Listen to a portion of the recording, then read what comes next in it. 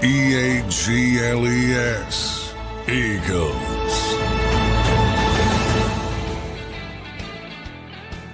And welcome in, everybody, to a Monday edition of Birds 365 here on JAKIB Sports. I'm your host, Zander Krause. That's my co-host, Johnny Mac, John McMullen, coming to you live, fresh off a 31-0 win for the Philadelphia Eagles.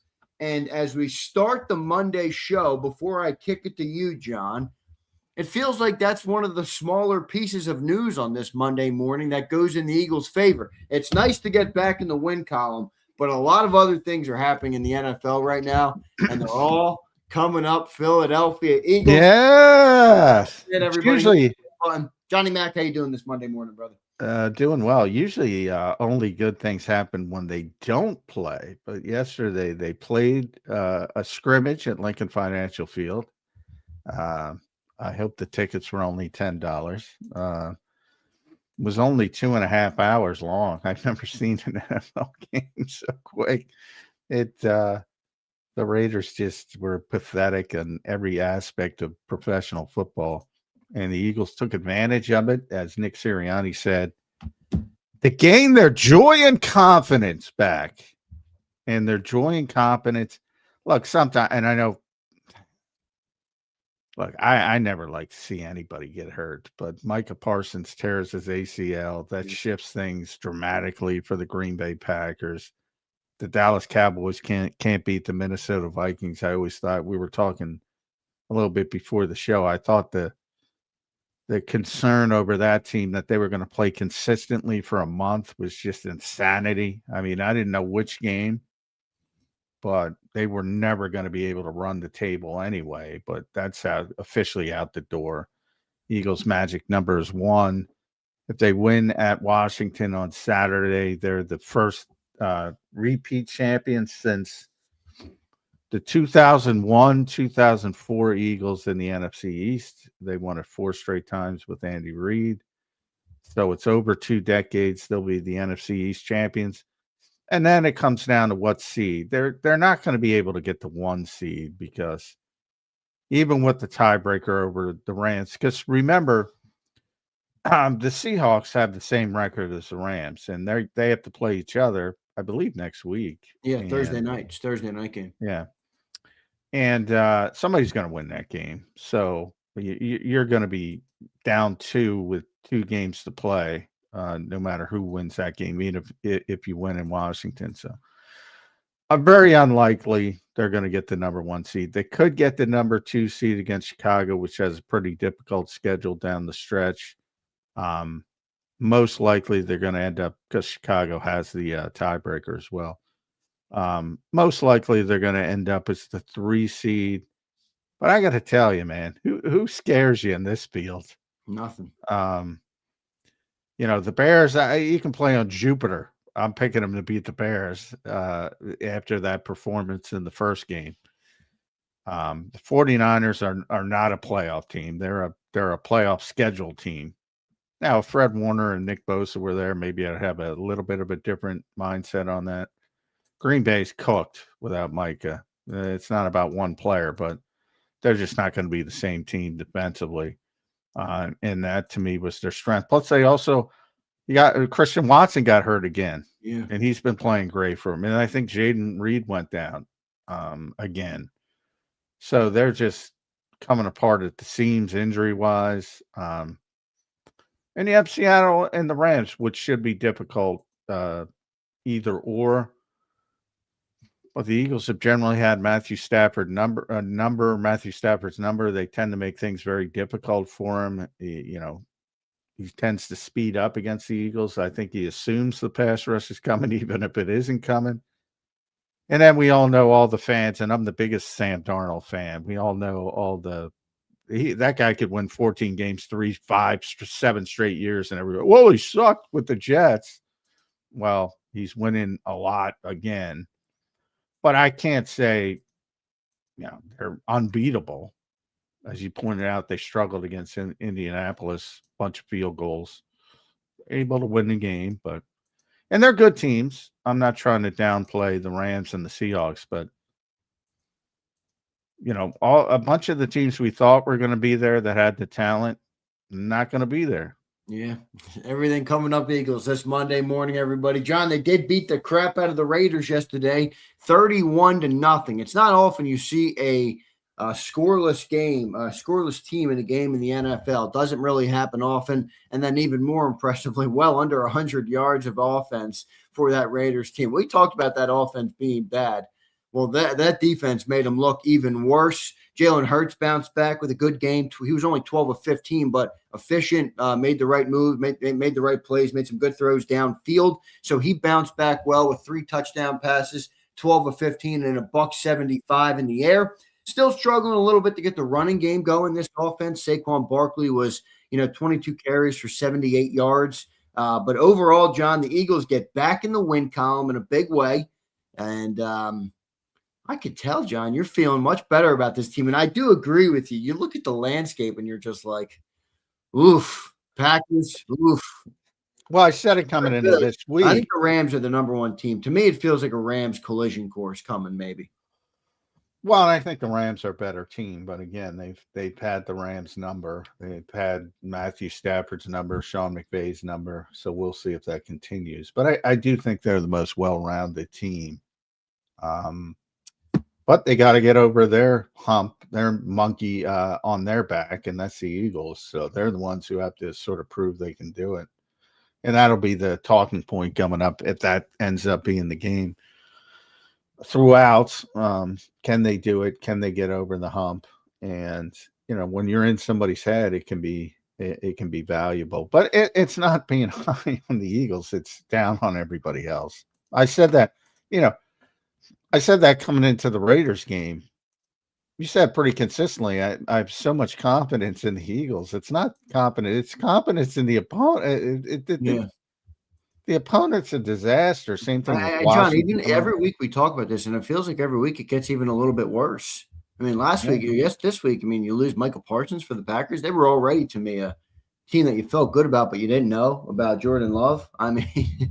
that injury's devastating. Devastating. Their defense was sort of carrying the load similar to here, and they would have these little spots of offense, which were better than the Eagles, but still wildly inconsistent. And they really leaned on that defense, and a lot of good players still left. He's not doing it by himself, but that's the linchpin. I talk about it all the time. When you have that guy, everybody falls into place and plays off that guy. And now you don't have that guy. It's going to be a lot more difficult for Green Bay. And I just don't consider them nearly as relevancy today as I did yesterday with Micah Parsons. I know everybody hates Micah in this town, but it is what it is. It's one of the best. Well, you love him or you hate him. The guy's a damn good football player. Yeah. So, and it's just a devastating injury, and I hate to see that for any team, but and I hope most people feel that way, but I have a sneaking suspicion that's not always the case. No, John, this team's also, staying. I know they've had some injuries here come up, but overall, they are pretty healthy. Nobody huge out for the year. I know Jalen Carter, Lane Johnson have been banged up, but both are expected to return this season. So it feels like the Eagles everything's coming up, as you mentioned, for the Birds. John, what'd you make of the 31-0 win yesterday? Any big takeaways from that game? It was good to see the Eagles get back in the win column. I think they needed that. They handled business pretty well and beat the crap out of the Raiders yesterday. What'd you make of the Eagles' big win in Week 15? Yeah, I projected them to be the winner of the joint practice. Yeah, that was that's as mismatched as I've seen an NFL game in a long time. 75 yards, 2 hours and 31 minutes. The Raiders were looking for the bus. I don't know if they got off the bus. Just no fight, no nothing. Listless is the word I kept coming up with. And from a standpoint, like I said, I don't take a lot from the game other than what Nick Serriani said, It's it's good to get some confidence, and that's what you can do against bad teams, and it can carry over. Yeah. And I think that's what I think it helped most with. Because a bunch of guys, you saw Jalen after the game, if you saw his press conference, he's pissed off about what went on during the week. And Nick said it in his post game thing. They always put up there when they win, obviously not when they lose.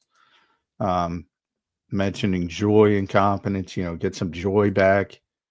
Because a bunch of guys are miserable. And when you're winning and everything's clicking and it's 31-0 and they can't get a first down, never mind a point, breeds a lot of confidence. John, Jalen was on a skid there a couple before the Raiders game. He obviously had a good, much better game yesterday, bounced back. Only 12 of 15, so he didn't really have to do too much because of the opponent. But when he did have to do something, he made the plays. You feeling more confident, or your thought process on Jalen Hurts as it's changed? Seems to be an up and down year for Jalen. He's had good moments. He's had bad moments. Yesterday was a good moment for Jalen. Where are you on him as we inch closer to the playoffs, John? We only have 3 games left in the regular season, bro. Yeah, and 2 of them are probably going to be relatively meaningless, but we'll see how it shakes out. If the Bears start losing, maybe guys got to play a little bit longer. But yeah, I mean, yeah, I don't think Jalen Hurts has been, I've said it pretty consistently, terribly different this year than last year. I think it's been very similar, almost eerily similar. Not as much team success because lack of running game. But I think, he's a 6th-year player. I think we know what he is now. And he's going to have some really good games and some shaky games. And the consistency is not going to be there with the passing part of it from week to week. I think the most important part was getting him back involved in the run game. I thought that impacted things. However, then he tweaked his ankle, so we have to keep an eye on that this week. 2 plays before he left, he tweaked his ankle, and he was really struggling with it, trying to get it loose between the 3rd and 4th quarters. He threw the 1 touchdown pass to AJ, then he left the game. Yeah. Did he leave the game because it was a blowout, or did he leave the game because of the ankle? Well, I I feel don't like know. because of the blow. I mean, maybe a little bit of both, but he did stay That's over there. pretty early. Yeah. That first play in the 4th quarter? I mean, even in a blowout, that's pretty early, especially when you want to keep working on some things. Yeah, but if So he stayed over there on the sideline, I mean, what could we speculate it would be outside of maybe it's a little swollen, from rolling it? it says ankle sprain. I'm not saying it's anything more serious than that, but if it's, that's a 2 to 4 week injury, depending low to high, or you tape it up like a mummy and try to go, and which is going to limit your mobility. And the question is, do you start to think about, resting him for the playoffs? You got to win this game in Washington, and then that can enter the conversation. So it's going to be interesting because there's so many people out there that want to see Tanner McKee. Just something to keep an eye on this week, because he did hurt his ankle. Yeah, right. Maybe they do look to rest them here. We'll see what ends up happening with that. John, good stuff all around. How about the defense in that game, man? Less than 100 yards, 0 points. Do you give credit to the defense, or do you say, you handle business versus the Raiders? Well, both. I mean, they handled business, but they handled business in a tremendously dominant way. I mean, this is a very good defense, and very deep, and it's only getting better because, I think you look at the weaknesses and you say, well, Adoree and Marcus Epps, and I'll tell you what, they're veteran players who know what to do, and sometimes I think that's better in Vic's scheme than, just having the super athlete who can make big splashy plays, but probably is going to make a bunch of mental errors in between. And when those guys are playing capable football, I mean, they look good. And it's all been the last 2 weeks. It's been the defensive front, which is ironic because they've been without Jalen Carter. Now, part of that, if you're being real, The Chargers have so many issues on their offensive line. The Raiders' offensive line is a disaster. So part of that is the competition, but like I always say, you can only knock down the pin in front of you. It's not their fault. The Raiders stink. What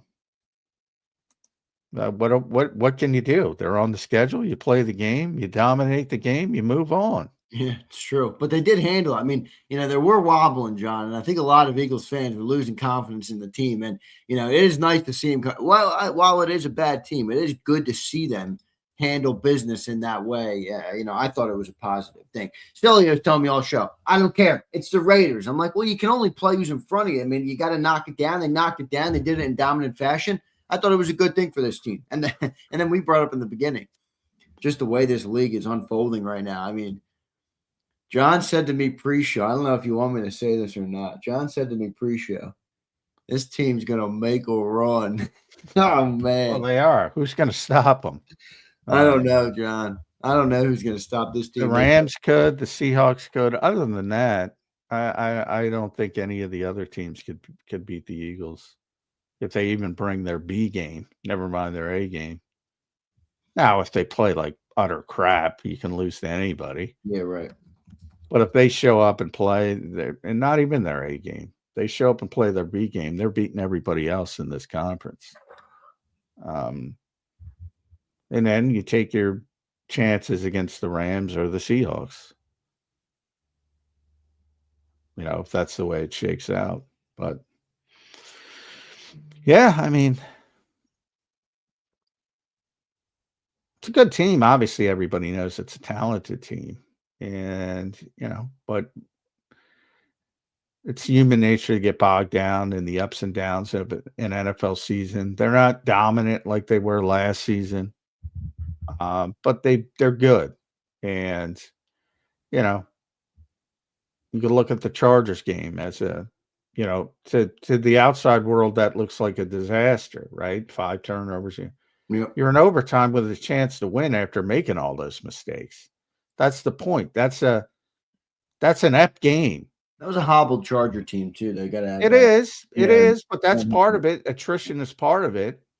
And look, if Jalen Hurts can't play, and if Saquon Barkley goes out, I'll have a different take. I mean, but they've been healthy for the most part, and the guys who are hurt, as you said, are coming back. Mike ain't coming back. Yeah, and people were just reminding me in the chat, John. Also, the Rams. What's interesting about the Rams? They lost Devontae Adams yesterday to a hamstring injury. Now, McVay didn't want to rule him out for the Thursday game, but anybody who saw that injury, that didn't really look very good for I don't know how old Devontae Adams is now, 31 or 32, but they lose him. That's a big hit for that team. Yeah, I mean, that's generally a multi-week injury. It's interesting because the Rams have been a really lean on the tight end team this year, which has been a dramatic shift for what Sean McVay usually does, which is, for many years, he was the king of 11 personnel. They use all their tight ends, and they've had a lot of success with it. So, but, he's a big part of their team, no doubt about it. And yeah, I doubt he's going to be back on a short week. So they got to worry about getting the number 1 seed before they got to worry about the Eagles in the NFC Championship game. However, if they get to the NFC Championship game, unless he tore his hamstring, he'll be back and he should be fine by that point. So I'm wondering if he did tear it. I mean, I don't know for sure, but he was really hobbling for a hamstring. I mean, normally you could see, somebody will be able to walk on a hamstring. He was really struggling.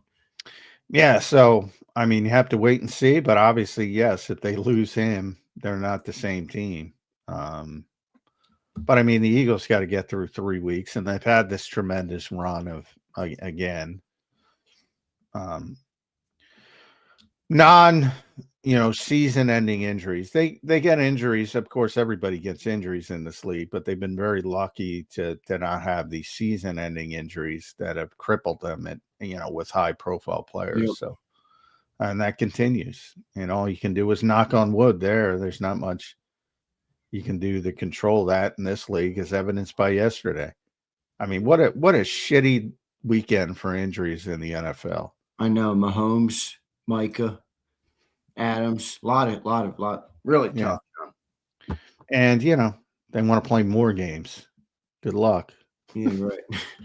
What are we in week 15, and we're players dropping like flies out there. Let's get some super chats. Then we'll have Jeff Kerr in just a couple minutes here. Here's Joshua. What's up, Joshua?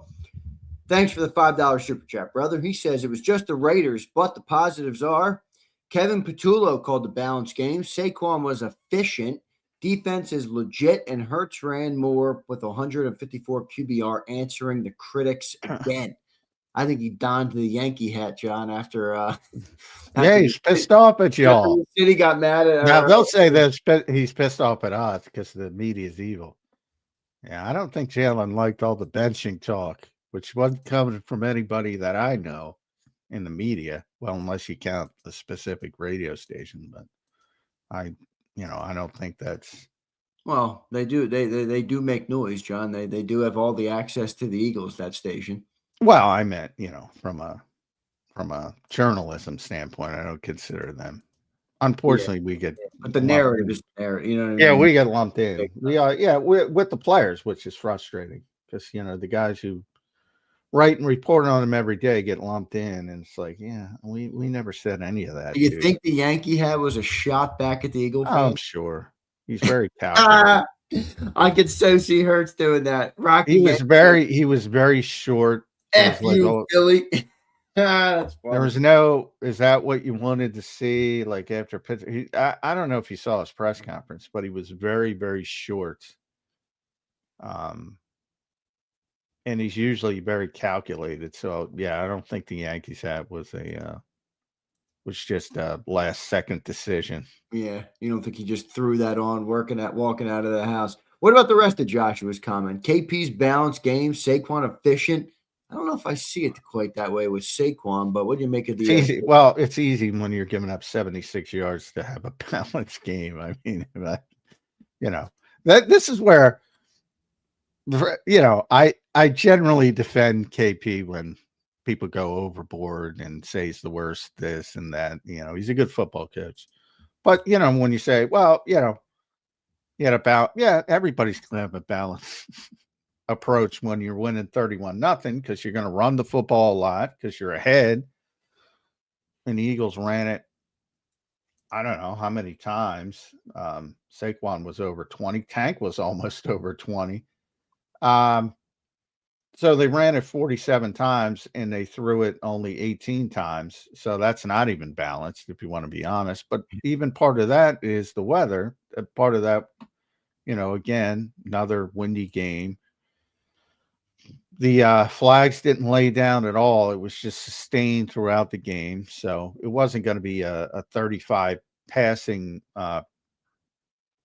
performance unless you're losing by 2 scores. So, I don't. That's one of those things where when you're beating the brakes off somebody, the offensive coordinator is going to look pretty good. And when you're not, you're going to have a lot of problems. And I wish more people would recognize that, because when you become one-dimensional, it becomes much more difficult for those guys. Yeah. Joshua, thanks for the super chat, brother. Appreciate you checking in. Here's Philly Don. What's up, Philly Don? Good to see you, my guy. Member for 15 months. Don, I haven't seen you. Hope you're doing well, man. He says, J-Mac, if Lane is healthy, do you play him or sit him and keep him fresh and healthy for the playoffs? I think it's a fair question, man. With the probably Buffalo, you want him to return, but I don't know if I want. I mean, it's Lane Johnson. He can come back when he wants, but I mean, if you're asking me, I mean, general the process is if he's healthy, he's cleared, he plays. But yeah, I would, especially more so with Jalen Carter, because I think Lane's been around long enough to understand his body and understand where he is. So I'll leave that to Lane. But with Jalen Carter, I'd be real cautious. Like, I'm going to get him for the playoffs. And you might not be able to get him completely healthy. But with Lane, I'd leave it up to Lane. But I wouldn't. Let's put it this way: I wouldn't mind if he took a week to ramp up in practice and then play in Buffalo. Like, I don't need him out there against the Washington Commanders. I don't need him out there against the Buffalo Bills. So I'd be very cautious with these guys with the idea of having them as healthy as possible for the playoffs. But in the case of Lane, to answer that specific question, if he's ready to go, he's going to play Saturday. Yeah. Agreed. Philly Don, thanks for the chat, brother. Hope you're doing well. Appreciate everybody for being here today. Don't forget to hit that like button on the show. Subscribe to the channel if you're not already. Appreciate everybody being here. Birds lost 3 straight, got back in the win column yesterday with a big win, and a lot of other things came up, Eagles as well. The Cowboys lose to the J.J. McCarthy-led Vikings. John, can you believe it? Cowboys lose. Packers lose Micah Parsons for the year with a torn ACL. I mean, there's a lot happening right now in the NFC, and the road for the Eagles is getting easier and easier. Let's bring Jeff Kerr in now here on Birds 365. He joins us on the show. You can follow him at Jeff Kerr PHL. Jeff, welcome to the program, man. How you doing this Monday morning? Can't believe there were people actually worried about A, the Eagles losing this week, and B, them losing the division. It's so laughable. I called it, Jeff. I called it. Collecting the receipts, John. Jeff, I like when you come in hot. I like when you come in with something to say, Jeff. Well done. I just love how now it's the Raiders. I don't care. The Cowboys play them. The Giants play them. The Commanders play them. They're on the schedule. What are they supposed to do? Lose to them? I agree. Exactly. You know what? To me, I'm going to call your fandom out. You're not a fan if you say it's the Raiders. I don't care. You're not a fan. I'm not a fan, so I'll say it's the Raiders. But that's all you can do. Yeah. That's what I said. But they stink. We know that. We know they stink. Like, if they lose this game, everybody has every reason to panic. Jeff, your confidence seems to be riding high. Do you feel like this? Jeff's got some joy and some confidence. I see that. They have had some ups and downs this year, Jeff. They've had moments where they've looked great and looked like they're going back to the Super Bowl. They've had moments where they didn't look like they were a contender in the NFC. Yesterday was obviously a better moment versus a lesser team. But where is your confidence level on the team? I mean, NFC is light, Jeff Kerr. It's light, my friend. Oh, yeah. And it's better than the AFC, by the way. I'm not impressed with the win in general, right? I just think they beat the team they're supposed to beat. Just like I think they're going to beat the team they're supposed to beat on Saturday. But overall, do I think this team is as good as the Rams? I think it could. Well, I know they could beat the Rams because they don't lose to them. So, but yeah, you're right, Zander. All of a sudden, it kind of feels a little more wide open. I tweeted yesterday. I think they're going to end up being the 3 seed. They're going to need some help if they want to get the 2. I think 2 would be the ideal position for them right now. But when you're looking at the Bears, I mean, they got destroyed by the Bears on a short week. I kind of would want to see that matchup again. But I'm going to guarantee a win over the Bears. Guarantee it. Yeah. Okay. So what about the Rams, though? No, not the Rams. Yeah. But the Rams are a better team, but to your point, the Eagles are kind of in their heads, I think, a little bit. And the running back plays really well out in L.A. It doesn't matter. I don't know why Johnny's guaranteeing a win over the Bears. The Bears guaranteeing it right now if it comes to pass. Ooh, baby. Why do you say that, though? That offensive line. Because I know Vic Fangio, and I know what's going to happen in that game, like it's unfolding right now. Chicago's going to say, well, we ran it down their throat. Let's go run it down their throat again. And I'm telling you, Vic is going to be ready for it, and he's going to be rolling out 6-man fronts, and they're going to be going, oh, shit, we got to toggle. We got to go. We got to put the game on Caleb Williams' arm, and ain't going to work. Eagles have pretty good playoff history in Soldier Field, too. Everybody remembers the Fog Bowl, but I remember them. Go ahead.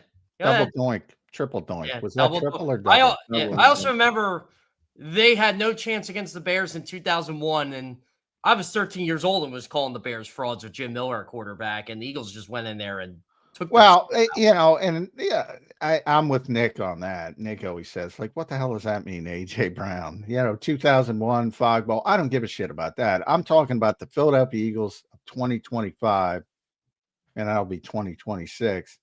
and the Chicago Bears matching up in the playoffs. I do not like the Bears' chances. I don't care if it's in Chicago or Mars or Jupiter. I do not like their chances to win that game.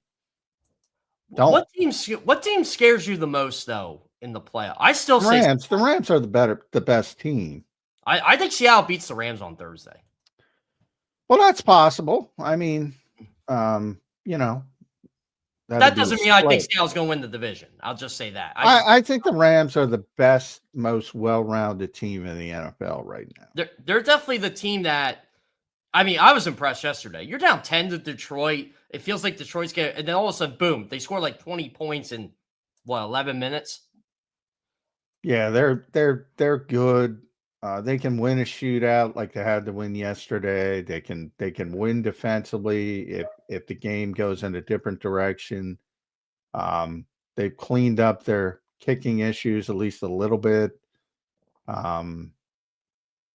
Stafford playing at an MVP level, although the Eagles seem to have his number. My one concern is Kyron Williams, a very good player, but he always puts the football on the ground. That's why you give it to Blake Corum. Blake Corum, they have a good second running back, but they're going to default to Kyron Williams. I love Puka Nacua. He's one of my favorite players. That dude's unbelievable. I do too. Yeah, and then all their tight ends, they've gone to playing all this 13 personnel. It's Colby Parkinson can play. They got a bunch of tight ends that can play. Yeah. I felt bad for Devontae Adams yesterday, just going out on a fly route deep. And well, that's the thing. If they lose him, where are they?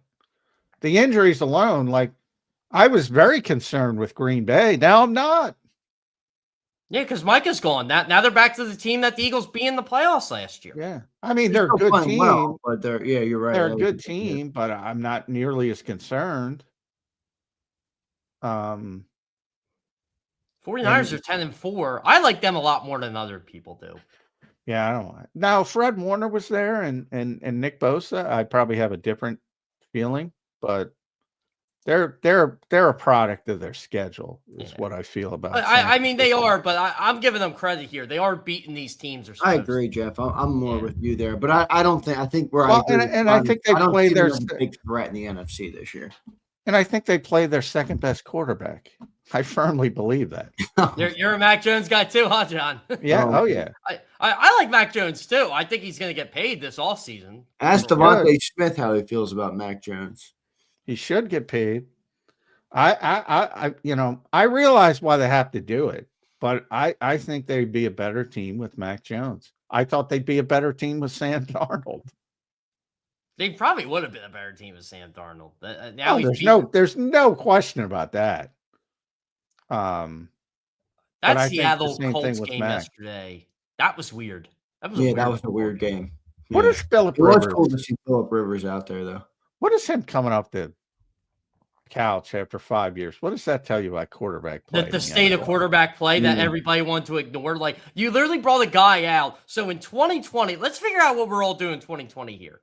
I'm working for CBS. We're getting screen going into the Eagles facility. John, you're probably where you're at, right? Yeah, I don't. So it all runs together. You don't even remember. This show did not exist the last time Philip Rivers was playing NFL. When did we start? We're 21 April 21. April 20. Yeah, so it didn't exist. We've been on for a long time, but it didn't exist. That's how long Phillips. That's how long Philip Rivers has been out. And sure enough, he looks like he can play. It's just because he knows how to play the position. Yeah. And so few guys know how to freaking play the position. It's embarrassing. I really think that's what Steichen and the Colts brass were thinking. Like, look, if he's even remotely interested, let's just get him in here just to see, because we got nothing. Yeah, it looks bleak for them. They're now, 8-6? Yeah, their season's over. Yeah, what done. A typical, poor Shane. I love that dude. But that's injuries in the NFL. I mean, and it cripples you. Give credit to Jaguars. They leapfrog them too. Jags are playing well. Yeah, they are. Texans are the hot team right now. They won 6 in a row. Texans Jaguars is going to be a fun battle for that division. Yeah, It's the fun. The Texans are Eagles, good too. Yeah. the Eagles, whatever they're doing with the injury, it's way more than just luck at this point, man. I mean, their philosophy on handling this is clearly a good philosophy. Remember when Doug with They Doug was again here? look like a much healthier team than most. Now they have their problems. It's not to say they don't have their problems on injuries, but they got no big season changing injuries like some of these other teams do. It does feel like though Lane Johnson. I mean, Lane Johnson's been out a month, so they have missed him. By the way, that Patriots loss yesterday, the Bills are going to come in looking to beat the Eagles. I mean, that's 2 weeks away, but that's going to be a big game for them to try and the win. Eagles are going to have to score some points in that game, but they should be able to. By the way, hearing those blowhards at halftime yesterday, this is why I try not to tweet anything regarding stuff like that during the game. Oh, the Bills run is over. Oh, Will Compton and Big Mouth busting with the boys. Oh, look at this beatdown. Yeah, I saw the beatdown, Will. Well, that's part of the gig, man. You say one thing. That's why I hate the gig. I know. hate it. And these guys are on TV acting like jerks all the time. Well, guess what, dude? I'm tired of the act. Act like an actual professional for once. Well, that's why I talk about Dan Orlovsky a lot, because I love Dan from the perspective of his knowledge of the game. And then he's got to do the bullshit grifting. They're the worst offense in the history of the world. And then 2 weeks later, I love the concepts. What the fuck? Well, my favorite is the Raiders are the worst team in football. Yeah, that probably is true. But guess what? If you watch the Giants play, if you watch the Titans play, there's some bad teams. Jeff, how much did Jalen Hurts correct the narrative for you yesterday? He was on a little skid there. I think even his biggest fans. No, he was. Yeah, he was on a 5-game skid, really a 3-game major skid.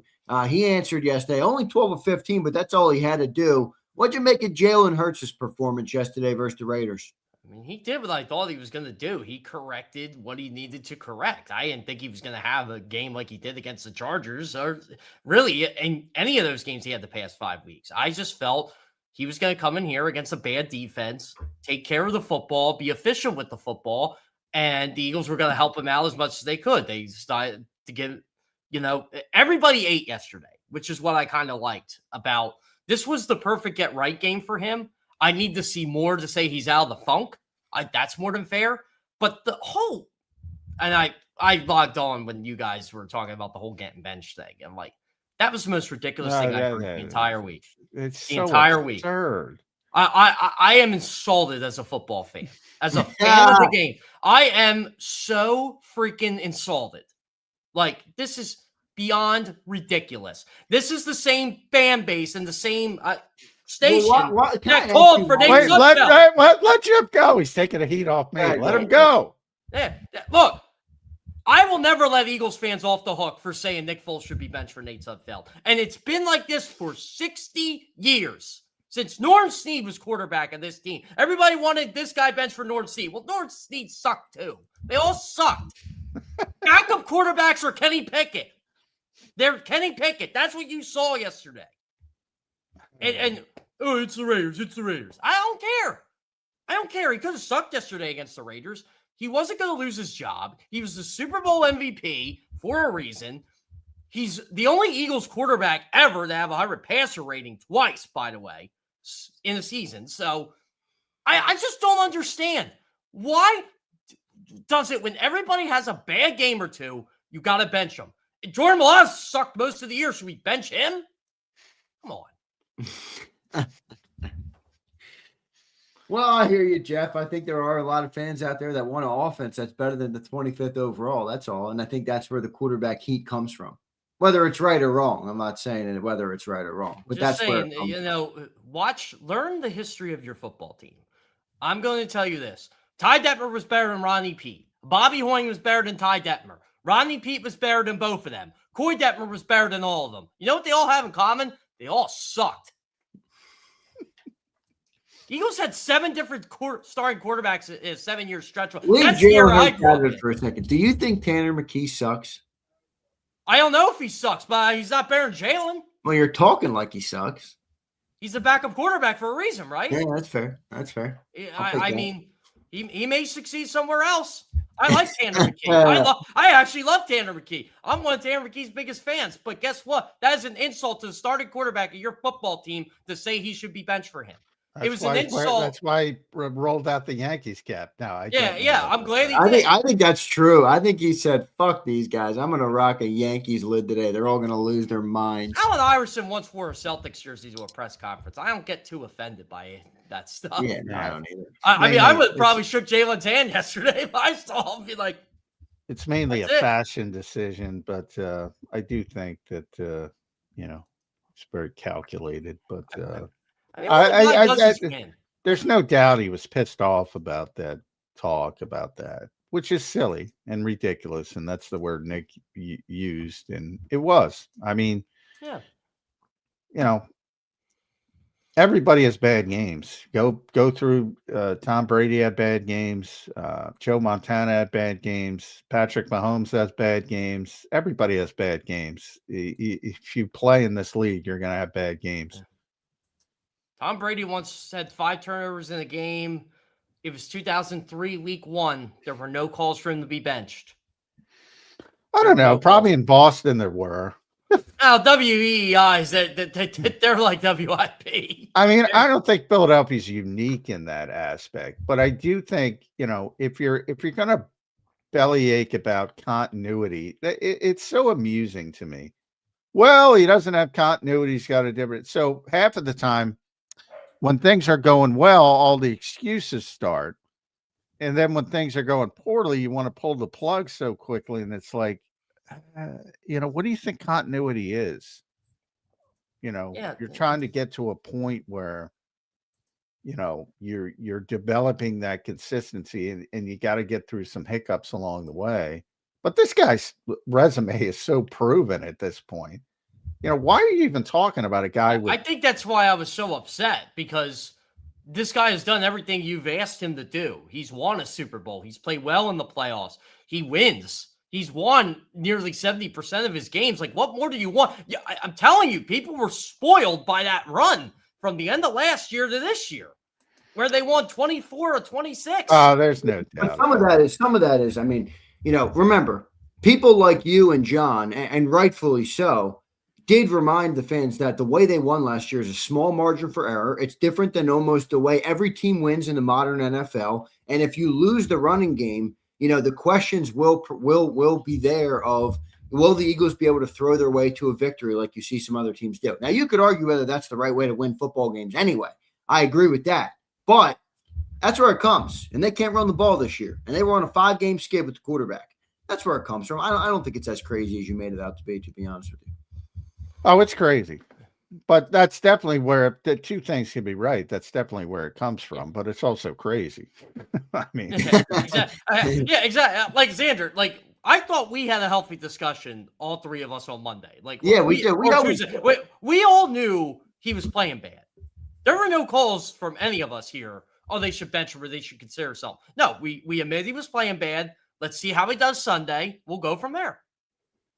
Did he answer so he answered the call for you, though? I think he answered the call. I need to see more. I need to see more. I'm not going to change everything on one game, but if you look at the total body of work since he became the starting quarterback of this team, it's just silly to say he should be benched. Yes. Yeah. It was silly to say Nick Foles should have been benched for Nate Sudfeld going to a playoff game, too, by the way. That was the most. Now we got. Well, the other thing I'll remind you of, Jeff, is you took a grandiose shot at backup quarterbacks. Jalen Hurts is a backup quarterback. He was drafted to be a backup quarterback, and he's turned into this. So I can't make the whole big grandiose. I knew you were going to go there at some point. Our Ty Detmer and all the bullshit like that. But he was a rookie as a backup quarterback. There's a difference. I mean, we can say a lot of these guys. Tom Brady was a backup by that. Right. Well, that's another thing to go through the hurdles. You're right. The Eagles drafted him to be a cost-effective backup, eventually spin him off. And, the goal at the time, which Carson, didn't take the right way, was, again, at the time, backup quarterbacks were getting expensive, veteran backup quarterbacks. So Howie was trying to, sort of recalibrate that so he could build the roster a little bit more efficiently. And one of my pet peeves is the complete revisionist history. after 2021, where Jalen, surprisingly, and the Eagles surprisingly made the playoffs and got, bounced significantly in Tampa. But overall, that was a great season after they started 2-5. And he started to show that, hey, he could be a starting quarterback in this league. They were still looking for an upgrade. Yeah, they were. And I remember people get Gardner pissed. Minshew went into Nick Sirianni's office and said, "What can I do to get the starting?" Well, job?" Nick laughed at Gardner Minshew. I'm talking yeah. about they wanted Deshaun Watson. They wanted Russell Wilson. They were trying, not me. Your team, your favorite team. Yeah. They were trying to get an upgrade. They did not believe in him. No, it's true. They didn't believe in them. And now, to be fair, the idea and to them, they wanted a home run. If they couldn't get a home run, they were fine. They said he showed enough, and we'll start building around him. Ironically, now people laugh at that. Now, at the time, everybody was after Deshaun Watson, despite all the injuries. That guy was regarded as one of the most talented quarterbacks in football. There were at least not the injuries, the issues is what I meant to say, which we all know the issues. Well, he was injured too, so both. Both. And then Russell Wilson, for many years, this team had an obsession with Russell Wilson, and they're lucky that neither would consider Philadelphia for whatever reason. And by the way, in Deshaun's case, it had a lot to do with his relationship with Jalen Hurts, and to be two African-American quarterbacks, and he didn't want to take Jalen Hurts' opportunity away because he had 18 opportunities to go somewhere else. Now, if Philadelphia was his only opportunity, he probably would have taken it. But he wouldn't even listen to the Eagles because it was Jalen's job, and those two were close. For Russell, he didn't want to play here for whatever reason. I don't think Russell Wilson would have done well in Philadelphia. No. I don't think he would have. By the way, I got a lot of shit for that Kellen Moore shit last week. Oh, yeah, I heard that, John. The baby years. I can't believe. You got a lot of shit for saying Kellen Moore was happy to leave on Friday. You said that. Yeah, a lot of shit. You're not wrong. No, and by the way, nobody listens. I get it. That's part of the gig. Well, he won a Super Bowl. Yeah, it was a great accomplishment for him and the organization, and he's thrilled with that accomplishment. He wasn't thrilled with the environment around here, is what I said. You could see it. He was uncomfortable. He was visibly uncomfortable. And that's okay, right? Who gives a shit? It's a pressure cooker. I love that about Philly. Either survive or you're out of here. Yeah, honestly, it's a mentality, and I think that's why there are so many people that succeed. I think that's what makes Jason Kelsey. It's what makes Brandon Graham. You'll hear Kelsey say, yeah, it's really fucking difficult. But if you just embrace and try to do it, it could be the greatest thing in your life.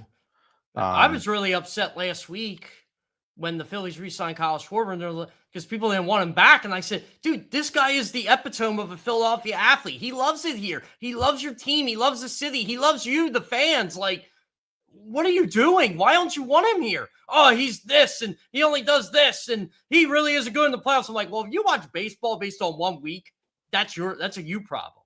Kyle Schwarber's awesome. He is awesome. Exactly. And I think a lot of people right now, lean your way, Zander. This Phillies team, if they don't get it done, they're going to age like milk. Oh, yeah. They got a lot of big old contracts on a lot of older players, man. I'm telling people, and I feel bad for these three guys because they are really good players, but they're putting a lot of pressure on Justin Crawford, Hayden Miller, and Andrew Painter. Yeah, they are. And Otto Kemp, for that matter. Otto Kemp's a good player. He just had a broken kneecap last year, and he's playing through it. That's the epitome of a Philly athlete. The small market Dodgers are going to get everybody in the last year before. Yeah, they're going to get Kyle Tucker. They're going to get Kyle Tucker next. Yeah, exactly. So you can go through the 162 games if you want to. It ain't going to end well. The Blue Jays are close. They had them. They did have them. They have. But aren't the Eagles hiring Don Mattingly? Yeah, the but Phillies, the Phillies. the Phillies, Yeah. They're gonna hire him. He's gonna be the new bench coach. I love Don Mattingly, Yankees guy. Bad luck charm. Don't do it. He is a bad luck charm. Like I almost want to joke with Rob next time I see him. I know he's your buddy, Rob, but my God, the Blue Jays had the whole thing won. Then they showed Don Mattingly. Hey, then they showed Don Mattingly, and boom, it's over. Hey, what's the Yankee thing, John? He started with the Yankees in '79 and left in '95, right? Yeah, something like that. He's never won. He's never won anywhere. Yeah, he's been a manager coach for a very long time. He's never won one. He's never got to one. Finally got to one. He's got the best nickname in the world, though, Donnie Baseball. Donnie Baseball, yeah. Hell of a player. Yeah. He's not really a bad luck charm. I don't believe in that, but I just like the needle. It is funny, though. Yeah. And trust me, guys, Phillies aren't running it back. And if that's the case, Green Bay's still alive because Darian Kennard is still on Green Bay. So he is. And he's never lost a Super. Hey, Chiefs get rid of Darian Kennard, they lose Super Bowls. Yeah. Yeah. Eagles should have kept him. That's it. That sucks that Mahomes tore his ACL. It does. For the NFL. I mean, he's just a great guy to have. I mean, he's better for the league for sure. So. I can't stand people who applaud injuries. I think it's the worst thing in the world. No, it's brutal. It sucks. Like and look, I've interviewed Patrick Mahomes a bunch of my life. Like it sucks. I was not happy when that happened for him. Yeah. Like I mean, when he went down, I don't know if they were going to win that game anyway. They had a chance. I mean, I don't know why. Yeah, they had to. They really didn't have a chance once Gardner came in. Gardner Minshew, dude, you're like 8 yards away from field goal range, probably already close to field goal range with Harrison Butker. What are you throwing a hospital ball into double coverage for? What are you doing? Xander, I was in my field. What are you doing? Xander, I was in my fields yesterday and almost did it. I'm like, by the way, if you're watching this Chiefs game, some Eagles fans actually wanted this guy bench for Gardner Minshew at one point. Oh, man, I don't know what the hell he was doing there, though, man. I still laugh. I wrote an article about that game. I covered that game with Jets with John, and I was laughing. I still laugh to this day because I wrote an article. Maybe they should give Minshew another start just to make sure Jalen's healthy. And, like, I got blasted, and I said, I'm going to get blasted for this, and I should get blasted for it because it's Jalen's team. And I even said it's Jalen's team. But the fact that I actually thought that brings up an interesting question. Because Jalen hurt his ankle. It was bad too. At the end of the third quarter, he spent the entire in between the third and the fourth quarter trying to get it loose, and then he threw the touchdown pass and he left because it was a route, or was it because it was a route, or because his ankle was bothering? I didn't see anybody ask him about the ankle yesterday. Yeah, he got asked. He just said, you got to persevere. He wasn't giving out information. No, yesterday. He wasn't giving out anything yesterday. No. I kind of enjoyed it personally. Of course you did, Jeff. But, Jeff loved Jalen coming in and saying, you guys, you called for my bench. You guys are going to suffer now. Xander, that's the coach of me. Yeah, and nobody in that room called for him to be benched. Yeah. I mean, the fact that Nick said it was ridiculous just made my week. Well, it's good that Jalen. All he has to do is play consistent, and the calls will never come. I mean, that's the part of it I don't like is that people act like it's all. Some of it is self-inflicted. I mean, But here's the thing: football. So if he's got a low ankle sprain, he's got to miss a week or two, especially in a short week. He's got to miss just 1 week, and Tanner goes out there and plays well against a bad football team. What percolates from that? Yeah, I don't think anything. Really? I really don't. It shouldn't, but I know where John's going. Quite a bit does. Do you really? Even after, yeah. I mean. Xander, I am hearing already. Look how Tanner looked yesterday. Yep, I got those yesterday. Yeah, but passes. Is that the majority or is that a fringe group? I mean, look, we have a lot of them here. We have a lot of people there's a lot of them. I'm telling you, Xander, they're like bees in a hive, man. They're just flying around solo, but as soon as you get to that hive, boom. You guys get why. It's the style that hurts plays. People aren't sold that consistently the way to play in the NFL. Again, even if Jalen is super successful, the style. I mean, John, we talked about this how many times last year? Even when Jalen last year was dominating, and they were winning as much as they were. People don't like the style. Players on his own team don't like the style. We had somebody on the post-game show, the O-line guru. He used to play O-line. He's coaching O-line at the youth level. I think he's in here now, Caleb Brown. I don't know if he's in here right now, and he's like, this is one of the biggest things with Hurts is that even when he wins and looks good, people don't like this style of football, of offense. And that will never go away, I don't think, as successful as he is. You know what I like? Winning football games. That's what I get that. You got to have a come to Jesus. Hey, if you want to look sexy like Joe Burrow and lose every freaking week, be my guest. Well, maybe there is other variables there. He's on the Bengals, but I got you. But hey, he throws for 400 and he does this, and okay, he loses. Yeah, football loses a lot. I mean, football. And he's a part of those losses, by the way. Look, I hear you. Damon says it doesn't matter. All that matters is winning. I agree. I'm just telling you where I think some of it comes from. That's what I said. I don't know. No, that's where I agree with you with what you're saying. It's people just don't like that. Well, I guess people don't like winning.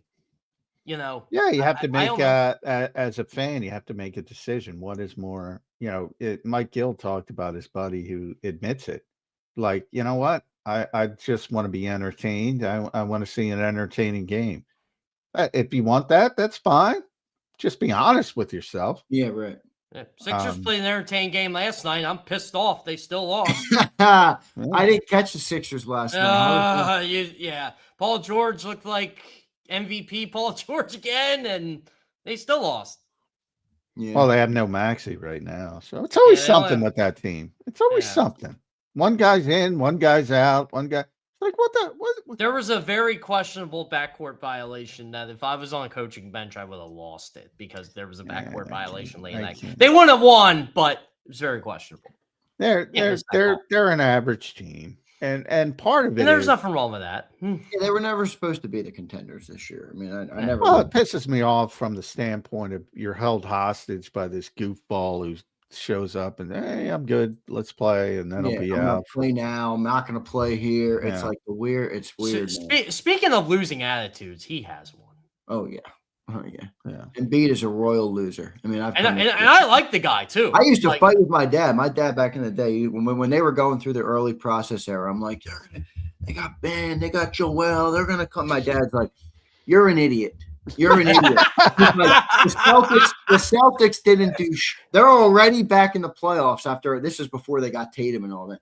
They're already back in the play. They didn't have to go through an 8-year process, all this bullshit. I will never forgive this franchise for letting the Celtics bait them into taking Markelle Fultz. I'll never forgive them because I would have said, guess what? I'm going to take your guy and you're going to have to trade for him. I know, but Markelle Fultz was no slouch in college. I mean, no, he wasn't. But I was trying to, and I liked Markelle Fultz, but I'm like, they want Jason Tatum. Just take him. I know. Just take him. Well, they know something.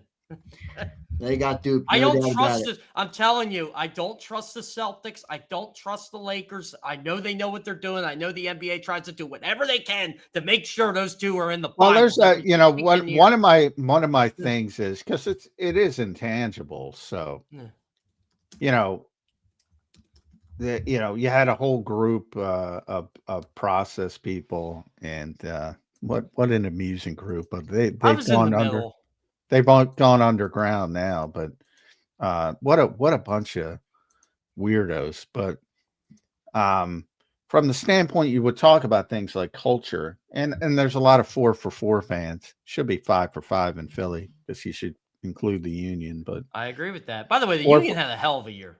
Oh, they did, but they lost. Including the Union guys. But anyway, I'm just saying we're not including the Union guys. Not to include the Union, but I'm saying all the 4 for like with the Eagles, they'll puff out their chest and talk about the culture and what this has done, and then with the Sixers, shit like that doesn't matter because they're indoctrinated with another belief. Shit like that matters, man. You can't be losers for that long and say, all right, time to flick the switch. And you got the whole mentality of guys don't want to come here. Why do you think you have to do these things in the trip? Well, this guy doesn't want to come. Even last year, Ace freaking Bailey didn't want to come here. I didn't want him either, so I'm glad he didn't want to come here.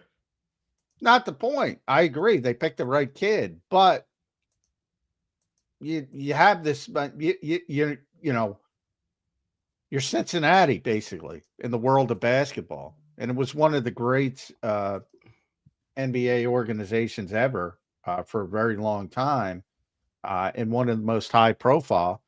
And that's the kind of shit when you do that and you turn your culture upside down. You just say, all right. And since the day that guy's gotten here, he's held this organization hostage, man. Not to say he hasn't played at high levels. He's played at very high levels. He's going to the Hall of Fame. It is what it is. Not talking about any of his talent. Who's going to the Hall of Fame? Joel is. Joel's going to the Hall of Fame. Yeah, he will. Because he's so gifted.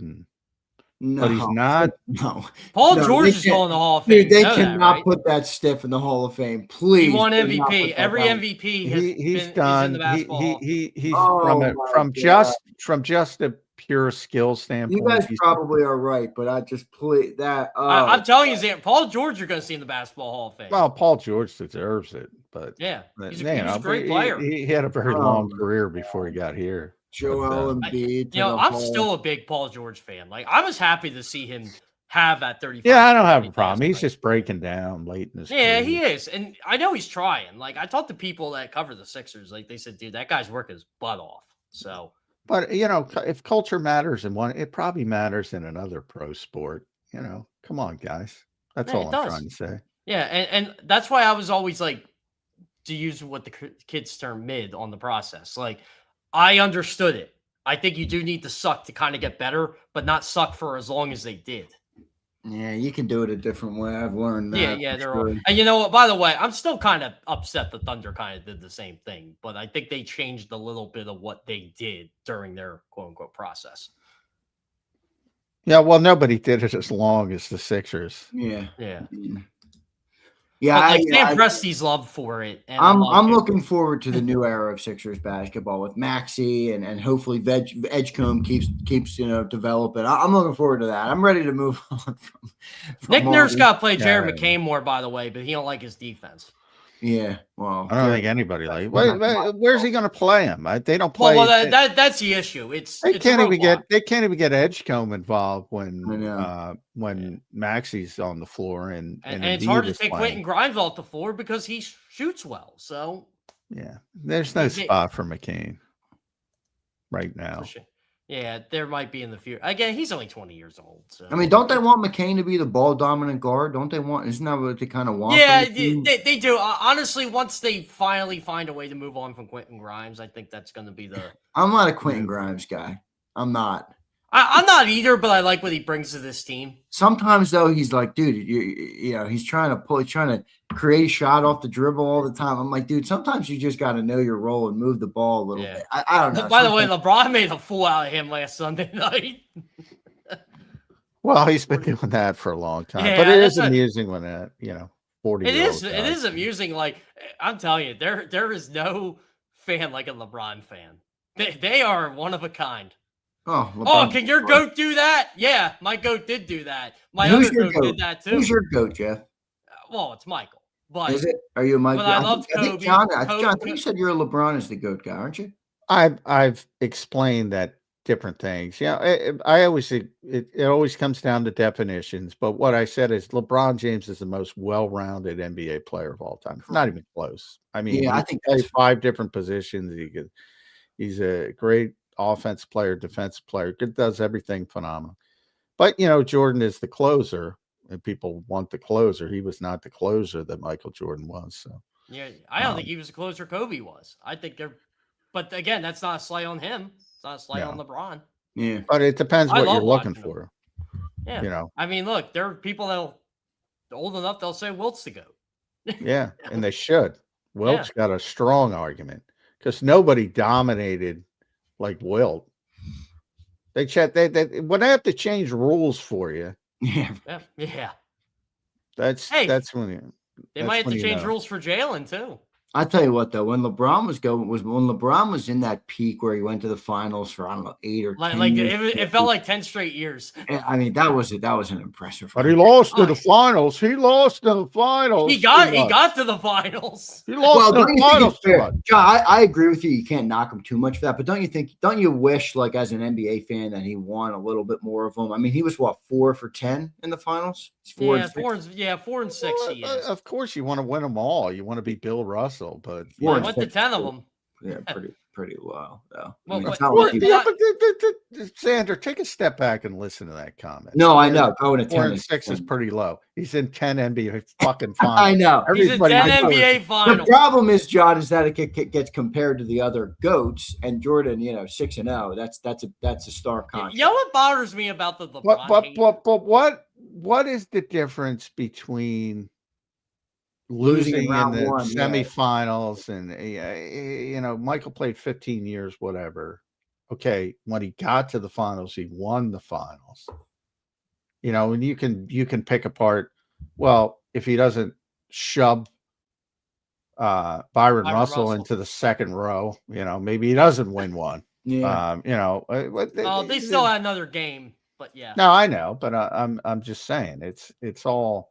What about the other years when he didn't make the finals? Yeah, I get that. I think the biggest moment, John, sometimes it can be a blessing and a curse. He came up short in the Mavs series, and people hold that against him. There was moments where LeBron came up short on the biggest stage, and I agree with you. Getting there is impressive, but sometimes it can, it can hurt you even more because the stage is so big. I think the whole LeBron Jordan history, we're going to go into this now. So how many times really were the Bulls favored? I don't think they were favored against the Lakers the first one.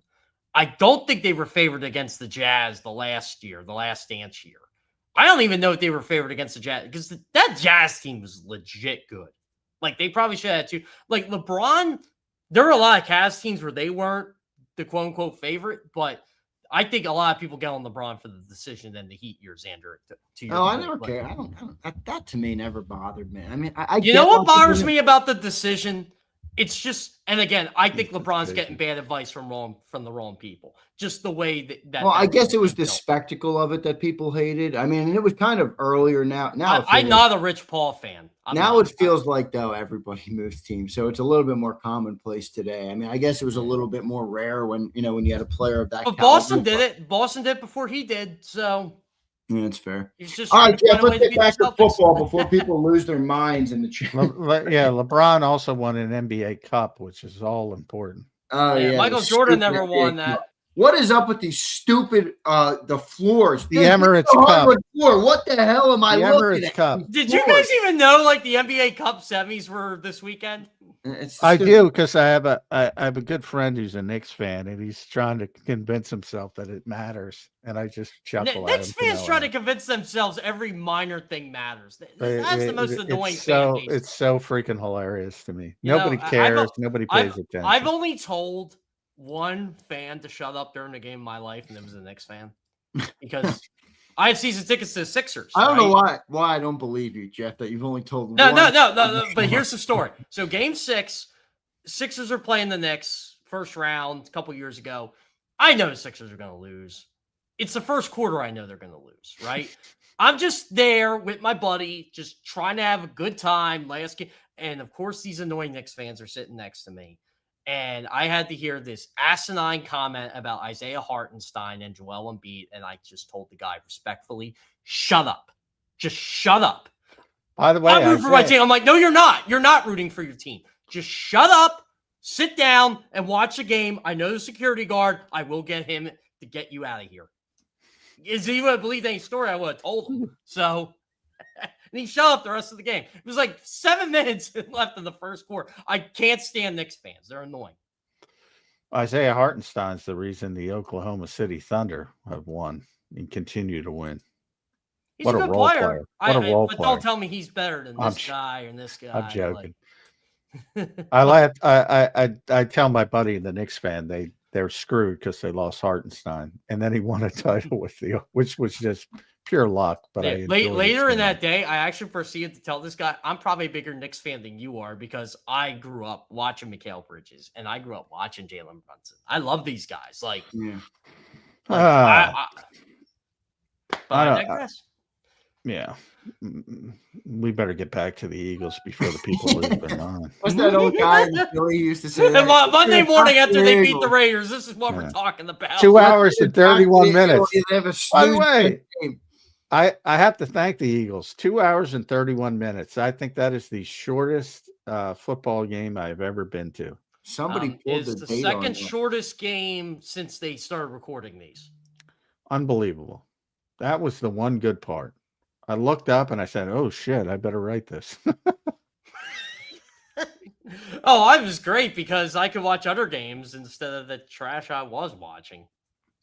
That was great. It was like watching a no-hitter almost. You just weave through the lineup, go through. The Can rare. we talk about how good that defense was yesterday? Well, how good were they? Or did the Raiders offense, who came in basically Well, bottom it's of the both. league in It's both. in every It's- statistical category, was it them or was it the Eagles defense? I don't know. I You think it tell was me. both. I thought the Eagles defense played great last week too. They just turned the ball. The offense has turned the ball over 5 times. I mean, look, they did what they were supposed to do. But I didn't think they were going to hold them to 75 yards. I thought the Raiders would, I don't know, score a point, get inside the 30. They didn't do that yesterday either. Yeah, that's Yeah, true. boy, I'll tell you what, they are a perfect example of why you do not draft a running back at the top of the draft if you Yeah. stink. Now, you can But take I the just running say back about if you're Kansas- good. I might be wrong on him, and I will eat my crow if I am. He doesn't. Even if they were There you good, go. he doesn't to me look like the other running backs who've gone. I don't think he's a Saquon. He doesn't look like Bijan Robinson. He doesn't look Yeah. like Jahmyr Gibbs. He doesn't look like some of these other backs who have gone at the top of the draft. Now, No, I get it. It's a tough situation. The bad offensive line, awful. Everything around him sucks. Yeah. To me, he doesn't look like that type of difference maker. Yeah, I never thought he was like you said, Zan. I think that's a good analogy. Like, he doesn't remind you of the Bijan or the Jahmyr Gibbs or the Saquon when they were drafted high, or Christian McCaffrey, right? There's and he's a good player. I don't see that game changer in him. I don't see he was worth being the 6th overall pick. If I'm correct, second offensive player taken in the draft? I'd have to look at it. But I think Will Campbell might have been taken ahead of him. Yeah, he was ahead. I But think Campbell- he was the 3rd. Yeah, Will Campbell was like 4th, I think. Yeah, Will Campbell's having a hell of a year. I know. He's out, though, right? He's out for a little while. Yeah. He's got short arms, Will Campbell. Yeah, that's what I heard. He had short arms. That was the knock on Will Campbell. He's got short arms. Yeah. You know what the knock on Cam Ward is? Well, we're going to get back into that talk too soon. He's got short arms. He's got small hands. Oh. Well, look at Kenny Pickett. I've been saying you need a glove to throw and you're in the NFL. I'm sorry, it ain't going to work. Yeah, he's a backup for a reason, guys. Quarterback. First Ted round pick. McMillan can't run. He's doing well. Yeah, he's pretty good. I think quarterbacks in hand might be one that actually matters. Tyler I don't even Booker. like talking about it, though. Tyler Booker was a terrible athlete. He's one of the better rookies. You know who isn't bad, but again, he was knocked on because of his age? Our boy, Tyler Sheck. Tyler Shock winning Yeah. games. Yeah. How about that I always say loss for Shaq. Carolina? I think Kellen Moore is doing a nice job with that But the team. man. NFC South sucks. I know, but they're playing with. Saints have won 3 or 4. They're turning the culture. How do you- The thing I give Kellen credit for is it's hard to get a locker room, in my opinion, of grown professionals when you're at that record to keep fighting, and I think they're fighting pretty hard. I think they won. And they knew they were going to be bad this year. This wasn't. Who'd they beat? The Bucks and the Panthers back to They back, beat right? the Bucks and the Yeah. Panthers back to back, and they swept the Panthers this year. How did Good job, you Saints. lose that game after the freaking Bucks lose? To the Falcons. Man, that division's terrible. No, Every you weren't year. going to say could the Falcons come back and win it, were you? They got Kirk Cousins now. They might. No, I don't. Yeah, know they where got their they're at. $180 Well, million how many player. wins did the Falcons have? I thought they were down to 4 wins. Yeah, I don't think they're in it. They'd have to. They they'd have may to No, win have out. no, already Falcons are been Falcons are eliminated. They're from the playoffs. eliminated. Yeah. Okay, they're eliminated. All right, that's what I Yeah. thought. That's what I thought. By the that way, NFC guys, South, it's like who can be who can be less bad than the other one? I don't know what the hell happened. so do I bring out my tweet if the Eagles win Saturday about the Cowboys? Do I do my annual tweet? Well, the What's your Cowboys. annual Yeah. tweet? I put things that were relevant when the Cowboys last made an NFC You're gonna Championship have to game do on it. January 25th, 1996.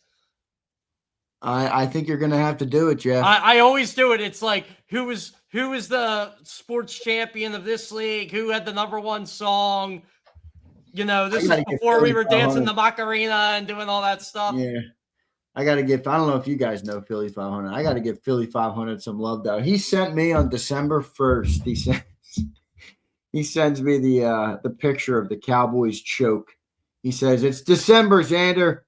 Happy December, brother." And he sends me the here it is.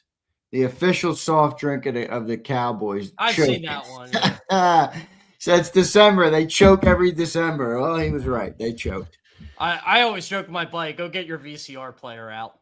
Wait, do you guys think, John, did JJ McCarthy make you shift at all with his No. No, No, he's terrible, guys. They protect that kid. They've done a better job over the past couple of weeks protecting him, but Cowboys should be embarrassed they let that guy just he is demolish such a mechanical disaster. I've never seen anything like it. Did you guys see he did the celebration going into the end zone? Yeah, last he did. night? They tried to do the gritty going into the Yeah, end zone. I guess that's what it was. I don't know. He's not good enough to do that. No, that's one of the worst personnel decisions. I mean, they have Sam Darnold. They're in the play. They're fighting for the #1 seed. I firmly believe that. One decision. You know what I believe? I believe the Cowboys are the NFC East champions if they have Micah Parsons on their team. But they don't. Perhaps. Yeah. I think he makes that much of a difference. It wouldn't matter now because the guy tore his ACL. Bad personnel decisions have consequences. And, sometimes that they make Micah Parsons tore his ACL. Yeah, I really do believe the Cowboys have 9-10 wins right now if they have Micah. I don't know because I always think when your defense is not good, the first thing to fix is the interior of the D-line. Now, I might not be right about that. I'm not professing to be the football. And to their credit, Zander, they did get Quinn and Williams. Right. And I'm not saying, again, they traded away a great player. But they did use the trade to get better on the interior. And how's that helping them? They're giving up 36 points to JJ McCarthy. When they won 3 straight after the trade, it looked like it was helping them. Now it doesn't. Yeah. How many points did they score last night? 34. 34. I gave them too much. Was it 34? I thought they scored 20. No, Minnesota I was talking about. Minnesota. Yeah, it was 34-26 was the final. Yeah.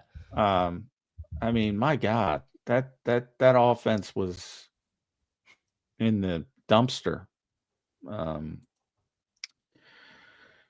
Yeah. I mean, they have good players. Hey, what, Eagles fans? I might be coming around to you on this. When I said the Giants was their worst loss of the season, and a lot of you told me I'm wrong. I said Cowboys. I said, hey man, to each your own.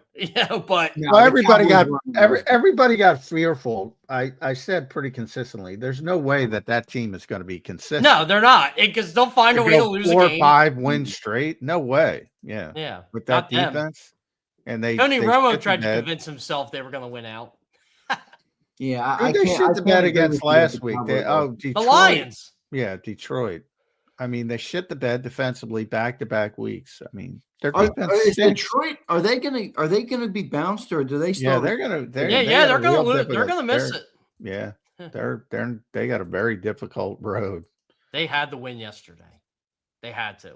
Yeah. They had not a good defensive game, but they had a decent game. I think they were up by 7 at halftime there when they were up 10 at one point in this football game.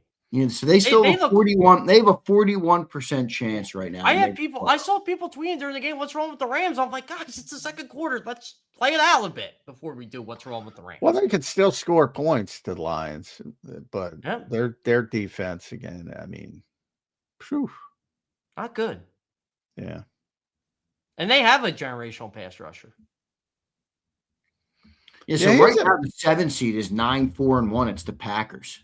Yeah. The Bears are up to the 2 seed at 10-4. Bears went from 1 to 7 back to 2. Yeah, I put the scenarios up like what the Eagles are probably at. I'm like, they're probably going to be the 3 seed. 3, yeah, most likely. But they got to hope to leapfrog the Bears. That loss to the Bears was a killer, by the way. I think 3 is the floor, though. I mean, right? Tampa Bay and Carolina are going to be 4. They might not even be 500. it's basically like there's still a chance to get. I ruled out home field. It's year 2 or 3. So who would that put them in the playoffs? If they let's just say they were the 3 seed. I think they play the 49ers right now, right? They would play the 6 seed, right? Because the 2 would play the 7. Yes, they would play the 6 seed. And they'd Probably have the a home game. 49ers. That would be a pretty favorable first playoff matchup. But I would like them to have 2 home games. So that's why you kind of want the 2. Right. Because if they played the 3, or if they were the 3 and they beat the Niners. You beat the Niners, which will be a laugher. You beat Chicago in Chicago. And then and then all of a sudden you probably get the Rams in the NFC Championship game. So there's a path. Yeah. Boy, that's the best case scenario for the Eagles to have their first 2 playoff games. Oh, San Francisco, Chicago, I'm guaranteeing it. All right, let's have the fun conversation right now with this team. If they, as we're going to go from a fan standpoint here, if they go to the NFC Championship game and lose, or the Super Bowl and lose, is that considered a good season? If they go where? If they go to the NFC Championship game and lose, win 2 playoff games, go to the NFC Championship game and lose, or go to a Super Bowl and lose, is that considered a good season? To me, it is. Absolutely. To me, it is. Absolutely. Yeah. Now, a lot of fans will not be happy, but objectively speaking, it is a good season. I mean, you were successful. The divisional playoff round, I would be a little disappointed overall, but when you look at the totality of the season, it wouldn't surprise me. Yeah, I mean, I think people got to realize that playoffs is really, I mean, it can go any way, man. I mean, they can. Year, I mean, we were a play away from losing to the Rams, and we have a completely different, conversations for the last 12 months. So, it would have been a good conversation to have. Yeah. I'm still convinced the Eagles last year, as good as they were, I gave them a shot against Detroit, but I didn't think they beat Detroit in Detroit until Detroit was eliminated. I'm like, all right, game on. They can win the Super Bowl. Yeah, man. Things change. It's always a silver lining. First of all, if you make the playoffs, it's a successful season. But I get the expectations are arisen because of what the Eagles have done. But yes, if you win a playoff game, that's successful. If you make the NFC Championship game, it's no doubt about it successful. Certainly, if you make the Super Bowl, it's successful. But we live in a Ricky Bobby world. I talk about it all the time. Yeah, you ain't first or last. Yeah. To too many people. And No, they're you spoiled. And they hate when I say that. Those people, I'm not talking about everybody, those people can't recognize getting to the NFC Championship game as a successful season. There's plenty of those people. You know why they the can't? Ones who don't. And those are the same people that hate Andy Reid. Oh, he couldn't win the big game. I understand that. They also went to more NFC Championship games in a 3-year span under Andy Reid than they did their entire life as a franchise. So, guys, are you buying the Broncos? I think I'm starting to really buy Bo Nix. I've been buying them for a while. I've been buying them defensively and everything else, but I thought kind of Bo Nix was along for the ride. He's now like making plays. Some of the throws he had yesterday to Cortland Sutton were just dimes. I just think the Broncos are good. Like they're a good defensive team. Yeah, they have a great, because of that defense. They have an excellent chance to go to Super Bowl. Man, that's a good ass record. That's no longer just like that is a good record. But if Bo Nix showed up in the playoffs and threw 3 interceptions and loses the game, would any of you be shocked? No. Shocked. No. I mean, they're still. I'd be more shocked if he showed up and threw 3 tutties. Yeah, and you know what? He can do that too. That's the irony of it. I mean, he was on fire. He could. I mean, he had a big game yesterday, 4 touchdowns, I think. Their season changed that fourth quarter against the Eagles. It really did. They played like shit here. I know they did. That was a bad loss. That was a bad loss. Yeah, and then the Eagles proceed to lose 3 days later. Yeah. Yeah, that was a bad stretch for the Eagles. And you're right, the Broncos got a lot of juice there, and they've been riding it. I mean, 12-2. They had all those comeback wins earlier. Now they just look – I mean, I thought they looked like the better team on the field over the Packers. Oh, no, they did. And look, for a half, I thought the Patriots looked like they were just in a different class than the Bills, and the Bills decided to be the Bills. Well, that's Josh Allen putting on the Superman cape. Basically what they do. That's how they win. Yeah, we were talking about this. I go on Kansas City Chiefs radio every Tuesday, and we were talking about this with the Bills this year. because we all kind of resorted to the fact Chiefs are not going to make the playoffs even before Sunday. And we're like, okay, if you're the Buffalo Bills and if you get in, you have to get out of the AFC this year, right? Your kryptonite's not there. You have to. I agree with you, Jeff. Not happening. I mean, they're going to take have the field. I'll take the field over That's what we were like. We'll take the field, but like, you got to think like, oh, the one team that can beat us is not here. I know. You're right. You're right. And there could potentially be no Lamar, no Pat. I don't believe it's funny. I don't believe anybody in the AFC. Literally, I don't believe in anybody. Not one of them. Not one of them. Not one of them. Patriots, Broncos, Jags. Man, this is the NFL on is the field for this year. The NFL is off its not one of them. John, if you had to take a pick at who wins the AFC right now, who would you pick? Then? I got Jacksonville. Really? Trevor Lawrence is playing great. Nobody. You know knows what? him. I'm kind of with John, but I'll go with the other team in that division, the Texans. Texans defense. Texans are good too. Defense. Man. Interesting. It's interesting. Jeff won Houston because those are the two teams I'm most excited about: Jacksonville and Houston. I love that division, crazy, man. I love it. It's great. Like I loved how Houston turned their season around. They were 0-3. They're winning games. Well, I love Houston's defense, and I love the way Trevor Lawrence is playing. Now, granted, yesterday was the Jets, so it's similar to the Raiders. Yeah, so, but you still got to go out there and do it. Where are you on CJ Stroud? He's fine. Good. He's fine. But he's not playing up to the level I thought he'd be at this But stage. I'll give the Texans a lot of credit. They're starting to play their young guys, like their young receivers. But their defense, their pass rush with Hunter and Anderson is difficult to deal with. And then you got their and secondary. then they have their secondary. They have the best secondary. So, I mean, they have a good team. They're built defensively to win. They know what they're doing down there. And I think Jacksonville is starting to know what they're doing. I know it's only year one, but that's shocking. Yeah, but your boy, John, James Gladstone. Yeah, well, guy sounds like he's on. Now, my everything is coming up Eagles, folks, after week 15 here. And there's only a couple of these things left. What are we going into week 16 now, man? I can't believe it. The season all the teams you thought, that for me, it's Baltimore. They're garbage. But they might make the playoffs still. Because the AFC South's bad. Well, the Bengals are eliminated now, right?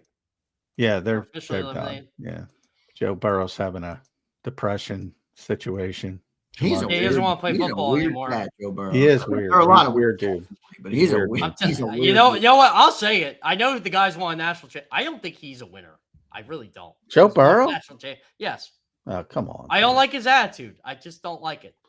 What, you don't like his passion? I don't entirely disagree with you. He's a weirdo. I'll give you that. He's a weirdo. Like, look, for me, he lives a lot off of that 1 year and that 1 year being Mahomes. Oh, I'm going to smoke cigars after this. I'm going to okay, dude, that's great. You asked all the 32 general managers, which I would take Joe Burrow as my quarterback. I just don't like the way he plays, like his attitude. I think it would shock people because most people would think it would be Mahomes. I think he would win pretty significantly. Now, because of the fundamental way he plays the position, right? Yeah. Now, some of those GMs are goofballs, so I mean that's baked in. I will say this about Joe. I would love to see Joe Burrow play in another organization, a more stable organization than one. Yeah, well, I think we all would. But those are the breaks, right? I think more than Burrow, I wish Myles Garrett played on a team. I really do. I freaking love Myles Garrett. He's my favorite player in the league. Myles could have. He decided to resign. Not even close. You guys think he breaks a sack record this year? Yes. He almost broke it yesterday. It's 22.5, right, Jeff, the sack record? 22.5, yeah. 22. He's at 21.5? Is that what he's at? No, he's at 22 now, I think, isn't he?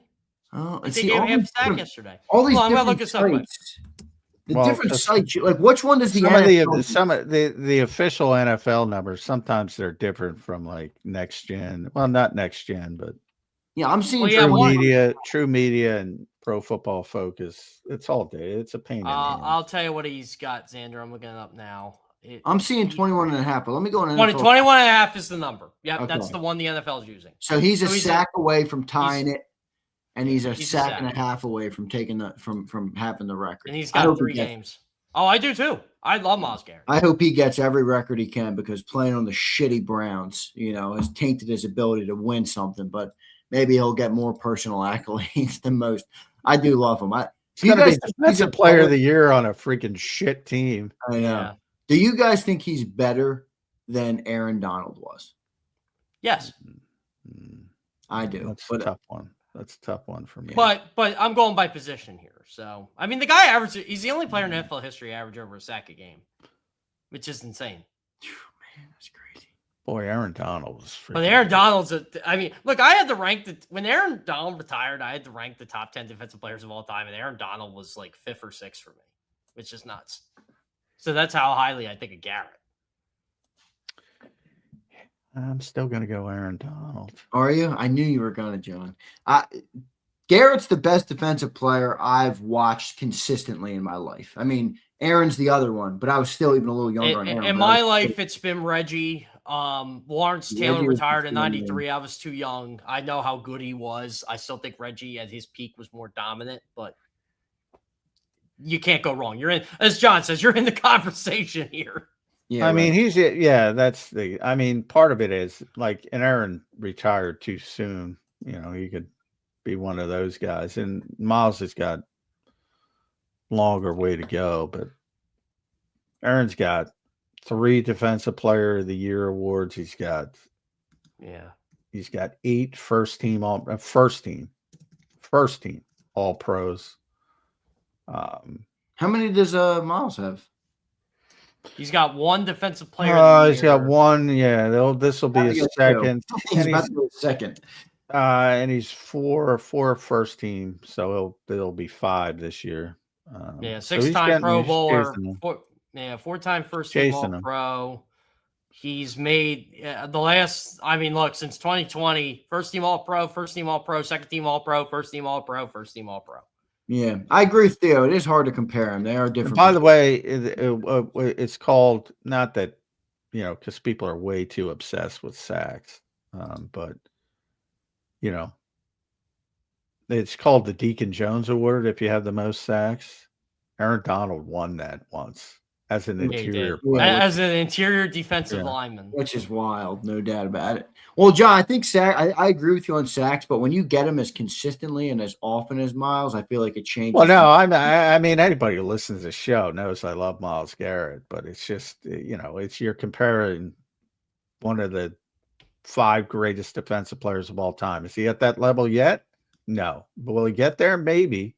Aaron's already there. So if we're looking at Myles Garrett's got 124 sacks in his career, I'm assuming he's going to be in the top 5 when it's all said and done, because Chris Dolman's 5th with 150. Well, yeah, but then they get to 150 next year. Yeah, well, 20 sacks next year.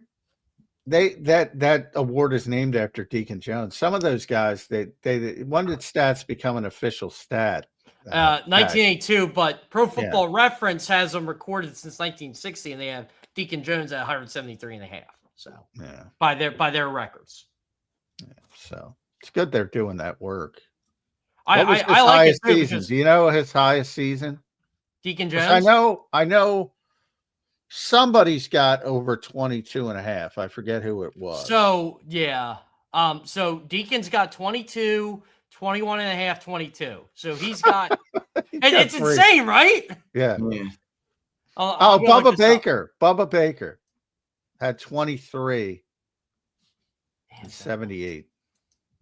Other sacks leaders, single season.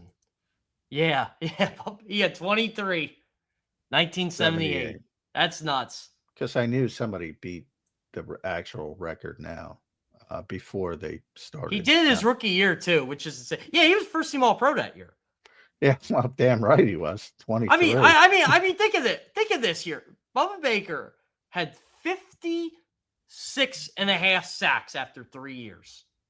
Yeah, he was a great player, Bubba. He was. Honestly, I thought he had more than 131 sacks in his career, but that's what they list him as. I think he had a lot of injuries toward the end. Played a long time, though. Yeah, he's a good player. How long was he on the Vikings for, John? Bubba, he was the Lions. I don't know if he was. Yeah, I know he was on the line, but I thought he played for the Vikings for a little bit. He might have, been one of those I don't recall, but end of, career situations. But the vast majority of his career was with the Lions. One of the most fun debates I've been. And that's a good call. He played with the Cardinals, the Browns. 88 played with the Vikings. Okay, so he wasn't. Yeah, so it wasn't long. No, that was one of the fun debates that, like, I always felt, and Browns and Steelers fans that were really healthy with it. Who's better, Miles or TJ Watt? And it was like a fun conversation. It's like, well, this guy does this well, and this guy does this well. By the way, we respect that player.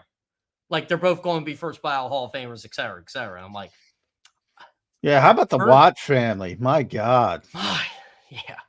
TJ has more sacks than his brother now. I know. That's fucking incredible. I didn't think he'd be anywhere close to JJ when he was in college. No doubt. All right, Jeff, I got to run. Let me get your final thoughts here. Eagles win a football game, and they're back, baby. They're going to the Super Bowl. Everybody's going okay. back. Jeff, what's your thoughts on the Eagles after they get back in the win column yesterday? Just beat the bad Commanders on Saturday. Just beat that bad team. And beat the bad Commander. Marcus Mariota. You guys? Yeah, I'm pretty sure he's starting this week. Yeah, so you guys think that they're going to sweep the Commies? They didn't sweep the Giants. Well, see, that's a little unfair because we don't know if they're going to play for anything in week. Well, Tanner McKee's going to be playing week 18, so they're going to beat the shit out of them. Yep, and we're going to hear calls for Jalen's benching again. Ooh, Tanner McKee, baby. Tanner McKee. I mean, hey, if we want to be fair, Jalen did get benched yesterday, but for other reasons because they were winning. Tanner McKee, baby, out there slinging the pill. Let's see if he plays this. John's got me a little bit questioning on that ankle that Jalen had. No mas. He got hurt. What do you mean? Yeah, he got hurt yesterday. Does everybody forget? No, I didn't forget. He was struggling. I'm telling you guys, I'm Tanner McKee's biggest fan, but it's stupid. You're not Tanner McKee's big. I am. Some of the people in this You're not in the locker room. Yeah, but we got some Tannerites in here. Come on, Jeff. Oh, guess what? The Tannerites are Nate Sudfeldites and Bobby Hoyingites and Coy Detmerites and AJ Feelyites and bad quarterbackites, Kevin Cobbites. They're calling them the McKeisters too. That's Kevin the other word for them.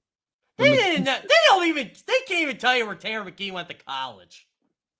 They can't tell you what round he was drafted in. Here's Jalen Hurts' exact quote when asked about the ankle injury. Just shook it off and came back and responded the next play. Well, he rubbed dust on it. The next play was after the end of the third quarter, the beginning of the fourth quarter. So he had that entire time he was trying to get it loose. He was stretching it out during the game. Yeah. 12 word answer. We'll see. All right, Jeff, good show, man. Appreciate you joining in with the extended time here today. A lot of good conversation. We appreciate it as always, Jeff. We'll talk to you again next week. All right, brother? All right, sounds good. Thanks, guys. Thanks, Jeff. There's Jeff Kerr joining us right here on Birds 365. Good show from Jeff Kerr. We appreciate him joining in. Eagles back in the win column after 3 straight losses. This city needed a win, John. This city needed. They were about to all be Eeyores and Grinches going into the Eeyores. Imagine with the snow on the ground, it's all icy. Eeyores would have been out. Yeah, they didn't win. No, yeah, they had no doubt about it. But back in the win column, John, and a lot of things happening in the NFL, man. It is it's a weird group of teams right now that's in this playoff picture. I mean, if we came into the year, if I told you in August, all right, Broncos, Patriots, Steelers, Chargers, and Texans and Jaguars are all in on the AFC. And the Bears, I guess the Seahawks are viable. The NFC is more reasonable. Seahawks, Packers, Niners, Bucks, Eagles, Bears, and Rams. Makes sense. Lions on the outside's crazy. Well, the AFC is just incredibly crazy. Yeah. Now, of those teams you mentioned, Houston, you thought, they were a legitimate AFC South contender, but I don't think anybody looked at them as a legitimate AFC contender. Everybody else, the Jacksonvilles, the Denvers, the New Englands, no. I mean, come on. San Francisco is the one team I said pretty early that's going to be a playoff team. Yeah, you were definitely right about them. Yep. Just because of their schedule. And that was, assuming they'd have Fred Warner and Nick Bosa, which they don't have. So it's even been more incredible, that sort of run. But I like Mac Jones better than Brock Purdy. I admit it. Do you say that just because you think he'd like run the Shanahan offense better? You think he's more Yes. talented? Like, what do you mean by it? Well, I think he's more talented, and I think he'd run the offense better. Well, he is a timing guy. I mean, that's what I said earlier. Ask Devontae Smith what he thinks about Mac Jones. He doesn't have a Heisman on the shelf if it's not for Mac Jones slinging him the pill. Yeah, and all these quarterback hungry teams should be knocking down his door at the start of free agency, knocking down his door because he's how many people will be knocking down the Eagles' door for McKee? Not many, unless he gets to play over the past couple of weeks and shows something. No, it only takes a game or two because there is such desperation. But he would have to show it. And it could be, a meaningless Week 18 game. It could be as simple as that. But he's got to play well. And, again, you're talking about not first-round picks, but you're talking about, it's a pretty significant pick. But you got to see him play. If that doesn't happen, nobody's knocking down their door. Never say never. But there's other guys. Remember, I mean, first on everybody's list will be Mac Jones. John, do you think the Eagles have an identity yet? I think they've had an identity this whole time. People just don't like it. Yeah. It's based on the running game, and the running game hasn't really gotten to where it was last year, to say the least. For a multitude of reasons. I don't think Saquon is as good as he was last year. The offensive line. I thought Saquon looked pretty bad yesterday. I know he had 22 carries. I don't think he's having a good year. I've been saying it for pretty extensive period of time now. I don't think he's having a good year. Yes, the offensive line has not played as well. Yes, Jalen Hurts has not been as big of an impact, but Saquon Barkley and all of those pieces have a place in it. But I think the biggest is Saquon's not playing as well.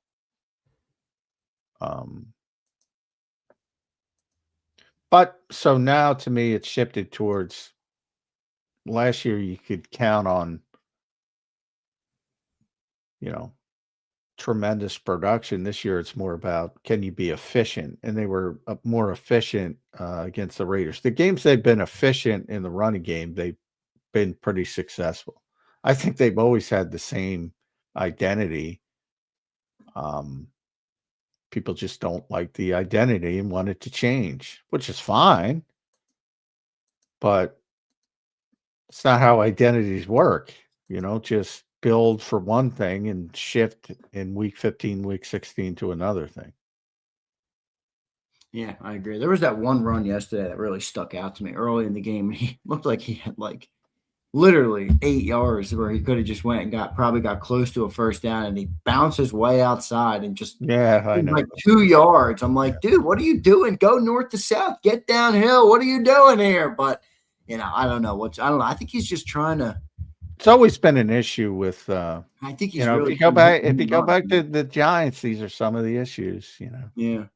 They call it lightning. Trying to hit the home run, not trying. If it's blocked for 5 yards, get the 5 yards. The home run will come. Too often, I think he's looking for the home run. Yeah, I agree. Definitely. It's almost like those home runs last year might have been worse for him because now he's just looking for them so much. All he wants to do is get those home runs, man. And he did get one last week, but I can't say that because they won a Super Bowl. I mean. No, yeah, I agree. I just more meant for his psyche in terms of running the football. Yeah, probably, but that's the silver lining. The opposite of the silver lining to this stuff. There's always consequences to everything. You don't think about it. You're like, and yes, he's trying to hit the home run too much because of what went on last year. But you also say, thanks for the championship. Try to go about winning another way in a less dominant fashion. And it'll be more difficult, but everything's open for them. And all you got to do is play your best football for 4 games like they did last year. John, Jalen ran the ball a little more yesterday, 7 for 39. Is that going to be removed once again because he did now tweak his ankle? And this is maybe why Jalen was never running in the first place, because he didn't want to get hurt. Well, I think at the bare minimum, yes, it's going to curb it until he gets healthy again. Now, hopefully he's healthy for the playoffs, and then I think everything's on the table. Even if he's not healthy, he's going to run to try to win. But I always thought that's what was going on. I've said that since early in the season, that it'll ramp up when the leverage ramps up, and that's exactly what's happening. And it started before this game. Little more quarterback draws, more. They're not, I think it's overstated how much it existed in the past. You're talking maybe 4 or 5 plays a game, maybe. And I'm not talking about tush pushes or scrambles. I'm talking about legitimate quarterback design runs. Like, I don't know how many times people thought this was happening in a game.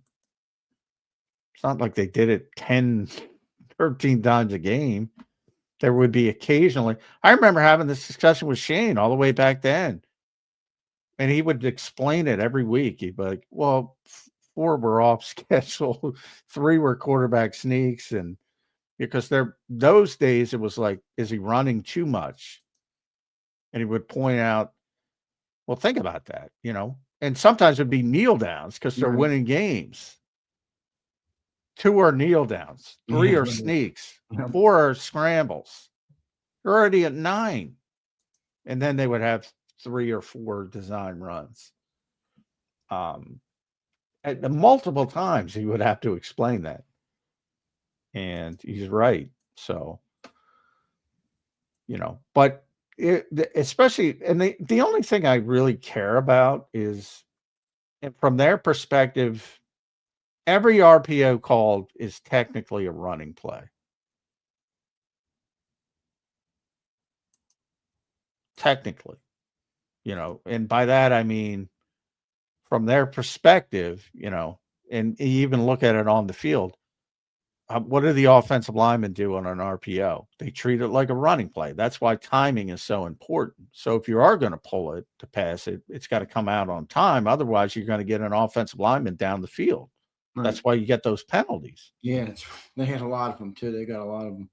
Because from their perspective, they have no idea that they can't see the quarterback behind them. They're taught it's a running play, go.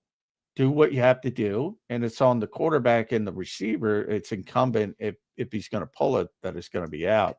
With the Eagles, they have RPRs, which is run, pass, run. So it's even more complicated. But I always thought that was overblown, number one, to begin with. And number two, I think it's natural. You try to manage it, and then when it gets high leverage, it's Katie bar the door. Yeah.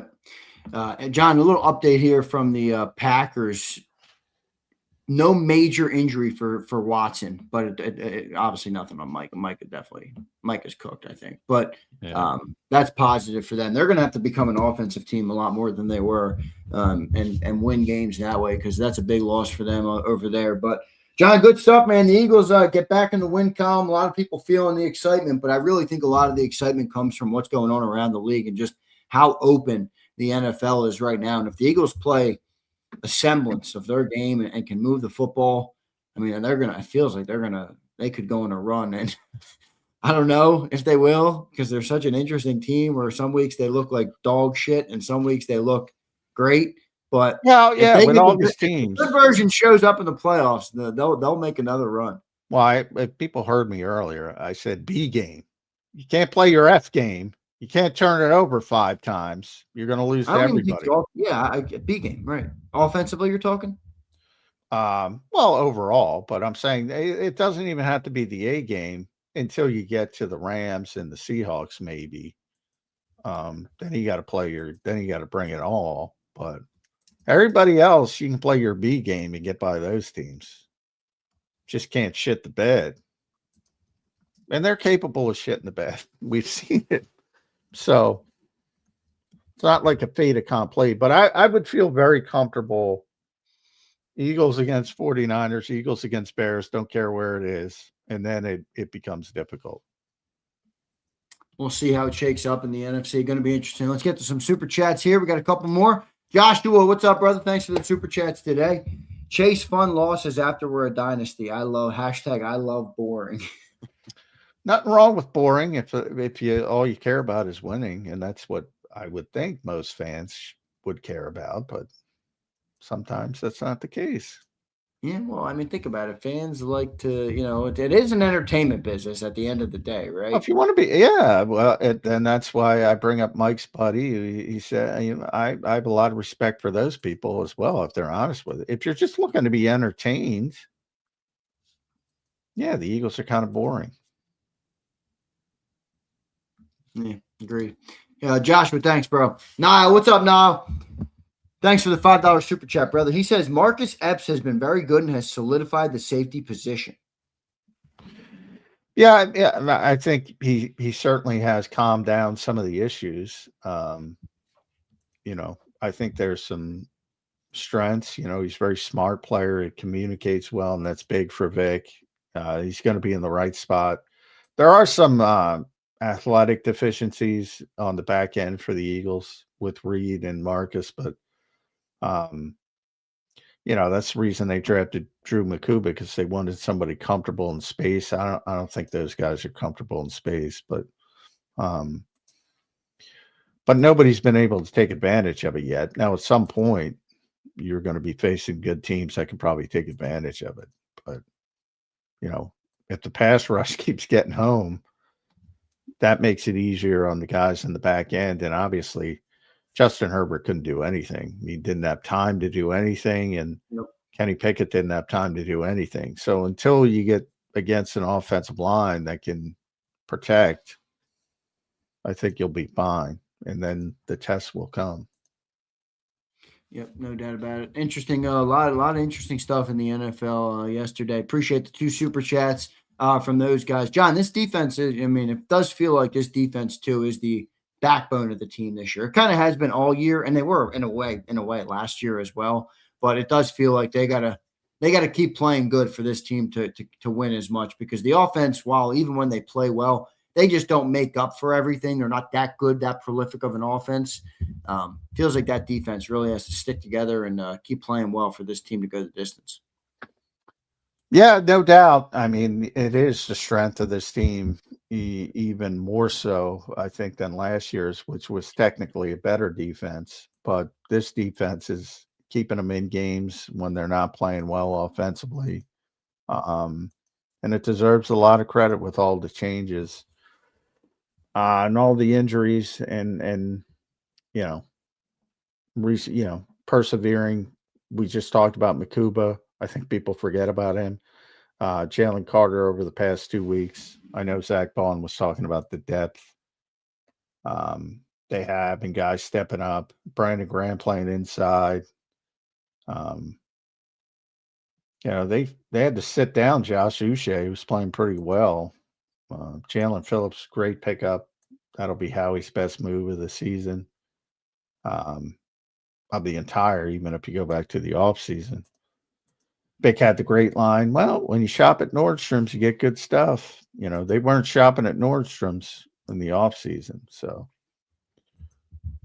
but yeah, the defense has been pretty good, to quote Larry David. Maybe those Jeffrey Lurie comments, John, are going to be somewhat prophetic by the end of the year, if they can go. Oh, we had a Super Bowl defense, and the offense will get going. We'll see.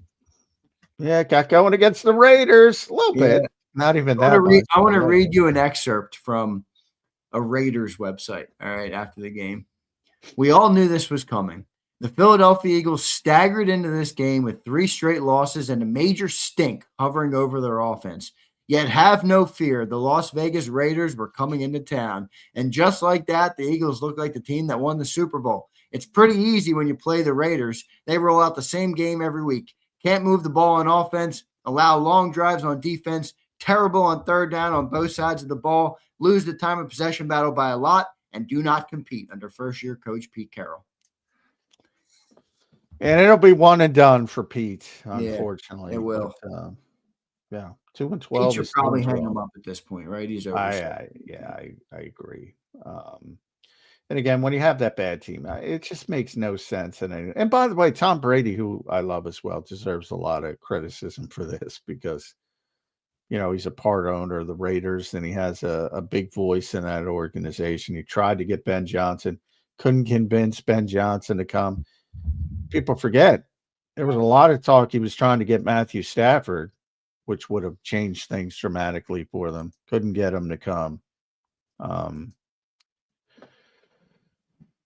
Tougher than on the field for Tom, I'll tell you that, because this is arguably the worst team, certainly the worst team I've seen this year by a wide margin, and arguably the worst team in football. And some people are saying the worst team in years. And they got a bad roster. I always say you normally have good players on every NFL team, and they do. They have Max Crosby. They got one on defense and one on offense. And that ain't good enough. Yeah, no doubt. John, we'll see what happens, brother. Good show today. Your final thoughts as the Eagles get back in the win column yesterday. No yours this week, and it's a short week to begin with. Eagles will be back doing stuff tomorrow, so it'll be Tuesday, Wednesday, Thursday, Saturday game at 5 o'clock. What a weird starting time. Washington, worst stadium in football. But Josh Harris is getting a new one, so hopefully won't have to go back to Northwest. It's now Northwest Stadium. Stadium plays, or is that going to be Marriott? I have no idea. I assume it's going to be Mariota. But, me too. That's what I'm assuming. We'll see later in the week. All right, guys. Good stuff. John, thank you, man, for joining in today. We will talk to you tomorrow on a Tuesday edition of Birds 365. Thank you, brother. All right. Thanks, everybody. Victory Monday. Enjoy it. Wait, real quick. Will Nick speak today? Because they got a short week Saturday game. No, he's going to kick it back to tomorrow. So okay, got it. Last I've heard. Yeah. All right, John. Talk to you tomorrow, brother. All right. See ya. Later, dude. There's Johnny Mac, John McMullen joining us right here on Birds 365. Good show today, everybody. Good to get back in the win column for the Eagles yesterday. I know you play the lowly Raiders, but I can't really subscribe to Sills where it's like, who cares? Like, bro, I don't make the schedule. The Eagles don't make the damn schedule. You got to play who's in front of you, and they beat the piss out of the Raiders. It's a good thing. It's a good thing that they did that. All right? It's a good thing. Come on, Theo. Come on, Theo. Yes, we are back in the giveaway qualifier. All you opportunistic JAKIB fans, we are back in the giveaway column. RMP, I am home today next to the fireplace. RMP, he's kicking his feet up. He's got the Christmas eggnog morning drink. He's got his feet by the fire, and he's slashing away at the Jalen haters in the chat. Gotta love it. Yo, Kilgore, what happened, Kilgore? Remember last week you called me, what did you call me? You called me something for saying they were going to beat the Raiders. Tyler, what happened, Tyler? What happened, Tyler? Huh? What happened? I guarantee it, Z, they go 0-4. All of a sudden, I was a homer for predicting they were going to beat the fucking Raiders. No, you didn't. Fake news. Somebody go and pull the chat scripts from this guy. This is complete and utter fake news. Guy said 0-4, Zander's going homer again because I predicted us to beat the shitty Raiders. It's the Raiders. I take nothing. All right, Tyler. 0-4, right, buddy? You had them losing the game, and now that they won the game, they're nothing. All right. All right, Tyler. Can't please people like you. All right. Here's Theo. If we barely beat the Raiders, I would have been concerned, but this looked good. I agree. All right. I agree. F. Nordstrom, Neiman Marcus is the way. So, Boulevard, Neiman Marcus around here. Every time I walk into Neiman Marcus, it smells like somebody just lit up a joint right inside the store. I don't know what the deal is, But I walked through the one because it's where I normally park if I go to KOP. I got to go to KOP this week, shop for my beautiful fiance for Christmas. I got her some stuff, but I got a couple more things on the horizon that I want to get her. All right, I got a couple more things on the horizon. I got to get my beautiful fiance.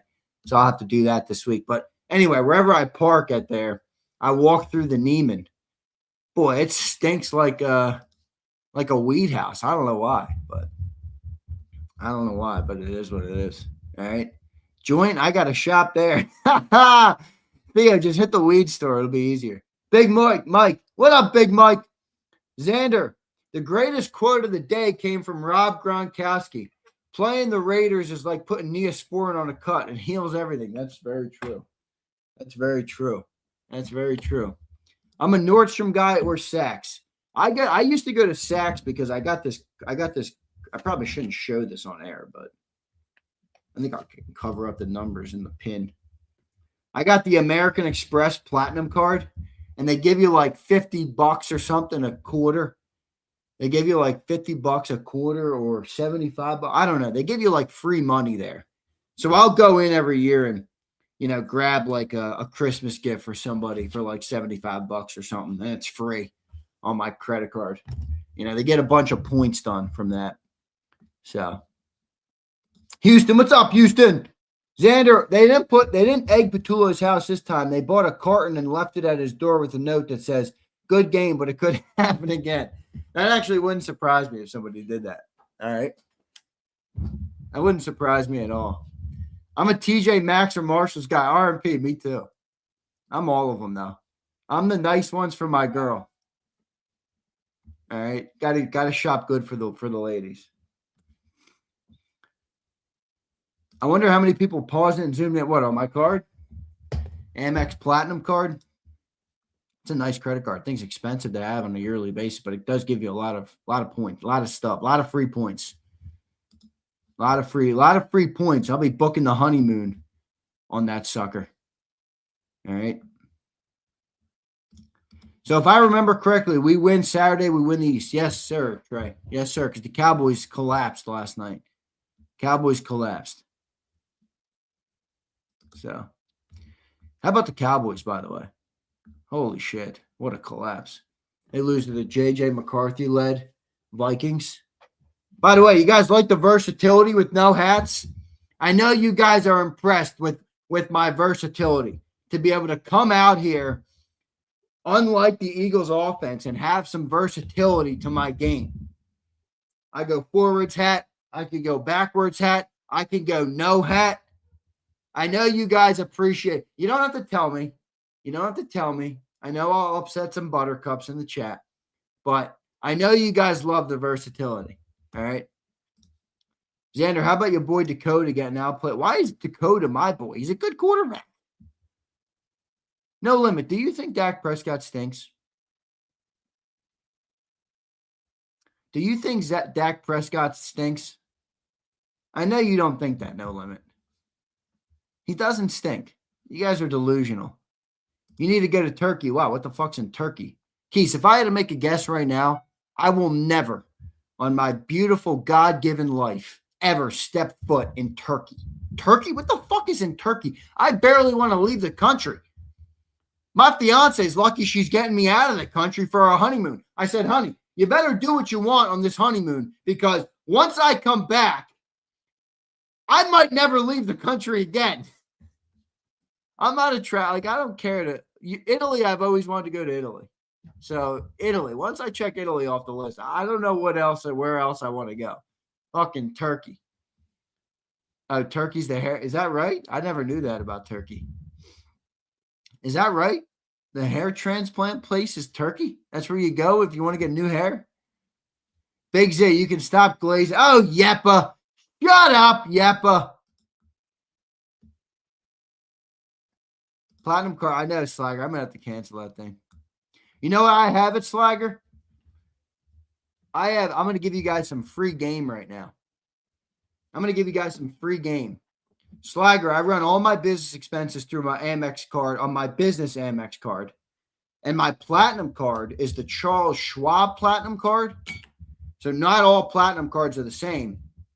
This is the Charles Schwab Platinum card, as you can see. See it up there? Charles Schwab. I have a brokerage with Schwab, and Schwab allows you to redeem your points as cash for a 1.1 multiplier of the points. So normally if you redeem points as cash, you get like 0.5 because they don't want you to redeem as cash. But if you have the Schwab card, you can redeem as 1.1. So it's like $1 or whatever. It's $1.10 per point or whatever, however it works. So I rack up the points on business expenses. I redeem them as cash in the brokerage. It's free investments. Free investments, my friends. That's why I had the platinum card. It's not for travel. I'm not a traveler. Tyler, Dak sucks. Can't win when you need him, but he is good. He does not suck. What a dumb comment. Dak Prescott sucks. I just saw a title for another podcast. Jalen Hurts is back. That's hilarious. Z got good credit. Yes, sir, Gary. I've always, Gary, before I did JAKIB, I used to help younger kids graduate in college with their credit because people don't understand how much credit's important. Whether you want to take credit out or not, you're going to need your credit at some point, whether it's getting a car, financing a car, a house, a mortgage, the rents now. Now you need good credit to rent a place. So, yeah, I have good credit. All right. My wife wants to travel outside the country. I told her I haven't seen all of this country. Fly, Eagles, fly. I will travel inside the country. I do like traveling inside the country. Go out west, see the Rockies. Go out there for sure. You'll love that. Montana, Utah, Colorado, all those places are sick, man. I normally go out there for skiing, but shit, I love it. Let Dave Ramsey tell it. Dave Ramsey has a good philosophy for a vast majority of people, but not for the aggressive and the smart. Most people just rack up debt and live in debt their whole life. So I get where he's coming from with that, but it ain't 1980. You can't. You want to buy a house today, and you're probably not going to be able to do it the Dave Ramsey way. All right, the Rockies. Yeah, that would be the Rocky Mountains, original Philly. You ever heard of them? I'm not sure how much education you have in life. You really shouldn't need a lot to know what the Rockies are. The Rocky Mountains. You ever heard of them? Ever heard of him, original Philly? No, you're watching too much Jalen Hurts tape.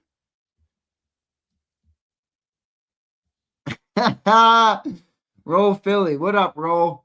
Roll, I saw you in here squeaking out some bullshit earlier. I heard you saying some bullshit. I saw you saying some bullshit in this chat. All right. I have a master's degree, dickhead. What is that supposed to mean, Philly? You didn't know what the Rocky Mountains were. The Alps are beautiful. That'd be cool. I've never been there, but all right. This guy hits me. I have a I don't give a fuck what you have, dickhead. What the fuck does that mean? Congratulations. You can memorize a textbook. You think that makes you smart? You think that makes you street smart? You think that makes you aware of your surroundings? Go fucking cash your master's degree on another person because that ticket ain't getting cashed here. That ticket ain't getting cashed here. Sorry, bro. Go cash that $100,000 ticket somewhere else. All right. Get this, Z. Jalen had a perfect game against that defense, and Dak laid an egg. All right, no limit. You're going down the Jalen route. That's not what I said. I didn't say you don't have an education. Me and you have different definitions of educations. For you, it's a piece of paper you got from a school that cost you 100 racks. That to me is not what an education is. That to me is not what an education is. Big Mike, me too. Master's degree in life. Well, I don't have mine yet, but I'm getting there. All right. I'm getting there. Just woke up. It's my birthday. Happy birthday, Q. Happy birthday, big dog. Appreciate it. Let's go, Birds. Jalen ain't back, but we'll swing this into some momentum. I agree. Still got to see a little more, but I think the thing that gives you confidence about this team is, you really don't even need Jalen to play that great. I mean, you need him to just play middle of the pack. If the offense can play middle of the pack, feels like the defense will do the rest and the Eagles will win the game. Not that many good teams in the league, man.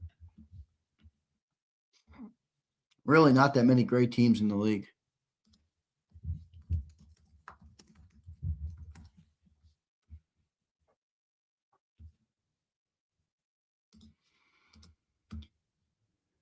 Some of these guys got master's degrees in McKeeism.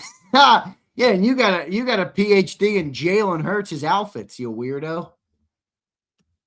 The smartest and most well-off person I know in life didn't sniff college. Yeah, I know plenty of people like that too. I know a lot of successful people that went to college too. So I don't like either side. Some people are so convinced that going to college is like the biggest waste of money in the world, and I don't agree with that. But I don't agree it's the only thing you have to go to college to be successful. I'm in the middle. Some people will go to college and they'll get the most out of it, and it will do them well in life. They will learn good habits and good things and good knowledge in life. Others will go and it will be a complete waste of time. You know? I think in the middle. That's where I fall.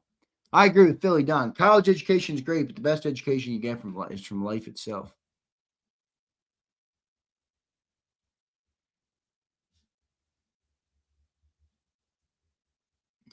I feel like college is great if you know what you want to do and you need a degree to do it. I would agree with that.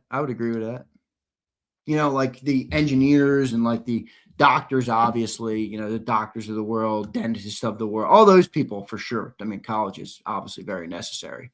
But Key says, my college changed my life. Thank you, God. There you go. See, I think there's a lot of good areas for it, you know. Me, I never got my degree. Never stopped me. Oh, my God. Leave it to these people. I don't have debt. I paid my debt off in full. I don't have a silver spoon. Oh, my God. Yeah. Congratulations, dude. Go fucking yap to somebody who gives a flying fuck about what hand you were dealt in life. All right? Nobody gives a fuck. Everybody has shit they're dealing with in life. All these people, silver spoon. What do you fucking think people don't have shit going on in life? Original Philly. You think you're the only guy of 8 billion people on this planet that have to deal with shit, that have to work for shit, that have to do shit in life? Oh my God, these people in this, they're so self-absorbed. It's like so weird. So fucking weird. I racked up some debt in my 3 years in college. I paid it off when I left too. What do you want, a fucking cookie? Congratulations. You made a decision to take on debt and you paid off your debt. Do you think that's warranting a cookie? You think that warrants a cookie? Yeah, and how'd the $150K in debt get there? Your decision, right? Good. I'm happy you made a decision that you could handle. Good. That shows you're not as dumb as I thought. Oh my God, I have student loans. Why do you have student loans? Did you decide to take them? Well, yeah. Hello? I was racking up student loans. I said, you know what? I don't think college is great for me. I'm not a great student. I'm not here to get a great degree. I'm not here to do anything outside of business. I always wanted to be an entrepreneur. I'm going to roll out of here and not rack up any more debt. I paid off my college loans in 3 years. People think I'm giving a silver spoon because my dad's like still in my life. It's like weird. I saw one guy comment that he's like, I don't even know what these people say. I don't know. I get a kick out of it though. It's like a prize for people to be like, I came from nothing. You want to know who came from nothing? My dad came from fucking nothing. Projects, no pops, working since he was 8 years old, delivering newspapers to get his mom out the factory. She died from being in that factory, my grandmother. She died of a heart attack from being in that factory. It's very true, Theo. A lot of insecure people. This all started from talking about a mountain. Keith, welcome to Zander time. People, we go everywhere, brother. Here's Tyler. What's up, Tyler? That's funny as shit, Keith. So it started from me chirping Original Philly for being like, what is the Rocky Mountains? And then he hits me with, I have a master's degree. I don't give a shit what you have. Tyler Connors, Dak sucks. Can't win when you need him, but he is good. Well, it's hard to dispute that. Keith says 12-5. Here we come, baby. So you think we're winning out? You think we're winning out, Keith? I don't know, man. Buffalo's a tough game. Yeah, right, MJ. Pay your debt. Something you're supposed to do. People want cookies for everything nowadays. All right? That's what people want. They want cookies for everything. College overpriced. I don't want to debate college anymore. But I told you last night. Keith, I know. You were fired up last night. You got to stop using the Lord's name in vain. You were giving me agita. I should have corrected you on the air, but you were on a roll. You got to stop using the Lord's name in vain. I'm a Catholic. All right. I'm a believer in Jesus Christ. You can't come on here and use his name in vain. Keese. Come on, Keese. You were giving me the chills last night. You kept saying it over and over again. Come on, Keese. Come on, Keese. It is in vain. Using it in that way is in vain. Zander, some people are book smart and common sense stupid. I know that. I know that. God, family, and country. Sounds like a pretty good trio there, Steven. All right. I love Jesus too, Keith. All right, Keith. I'm happy to hear that. I'm happy to hear that.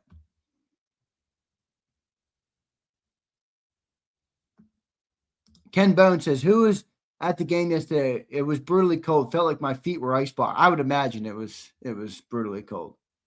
Only an idiot makes fun of learning. Oh, I'd never make fun of learning. I just don't think the only way to learn is going to college. I mean, it's one of the ways for sure. You can learn a lot from college, but it's not the only way to learn for sure. Hate and criticism is two different things. This chat sucks today. You guys aren't giving me anything good today. I might have to incarnate my own topic, like my Friday topic. Who's living up to the contract this year? That was a good topic. That was a good topic.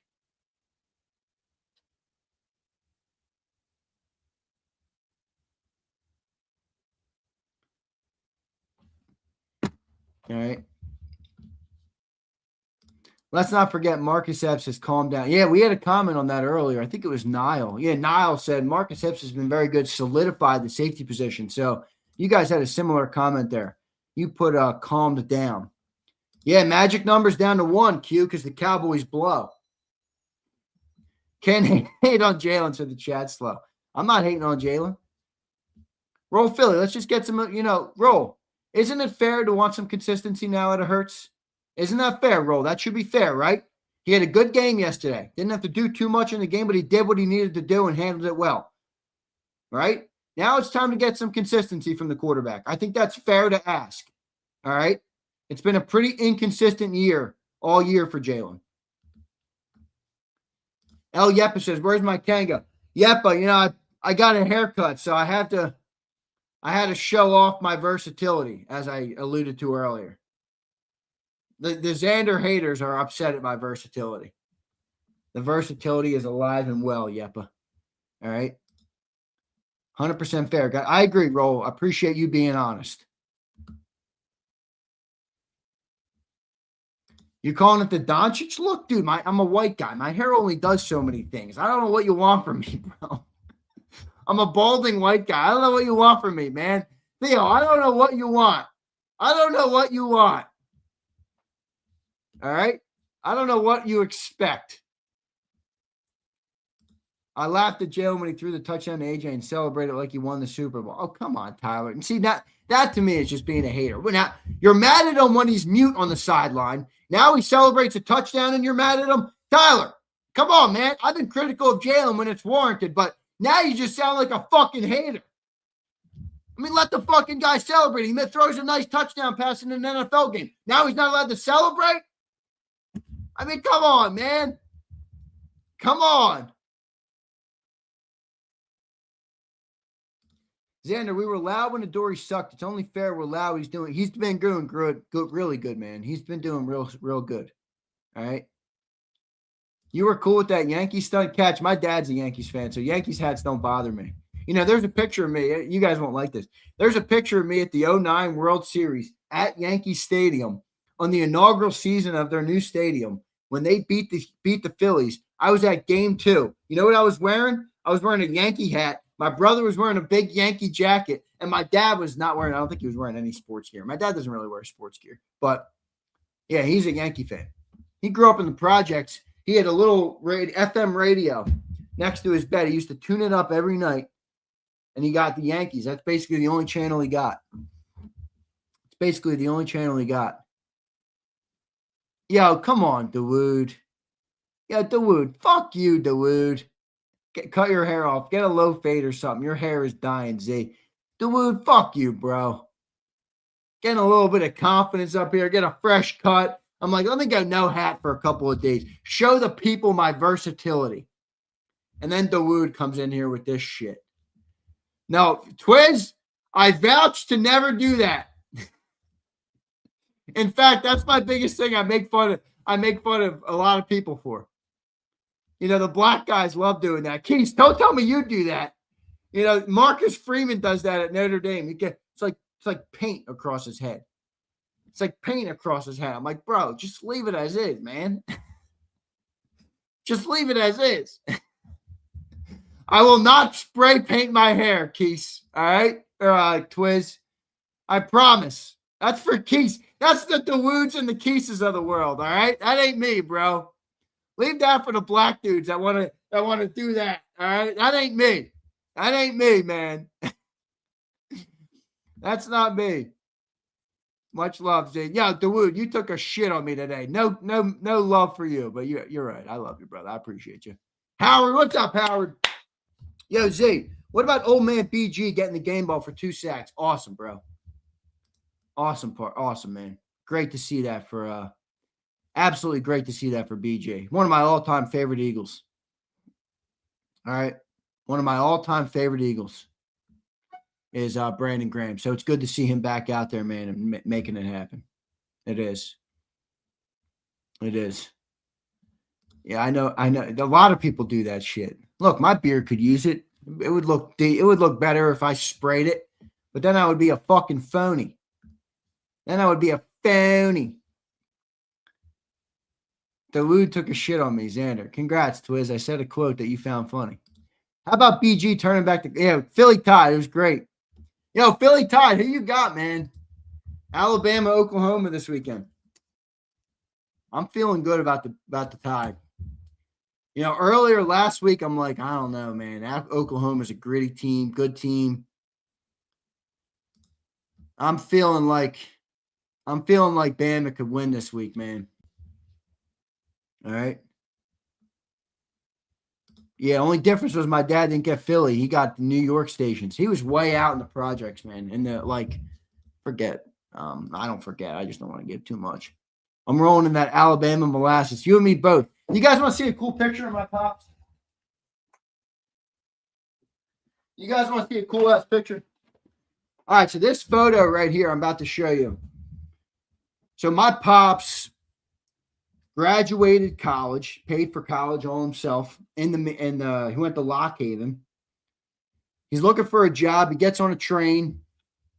He goes down. This is in, I think, Fort Myers, Florida. Fresh out of college. Let me see. I got to turn off my glare here. There's my pops on the left, right here. He's like 22 or 23 years old in this picture.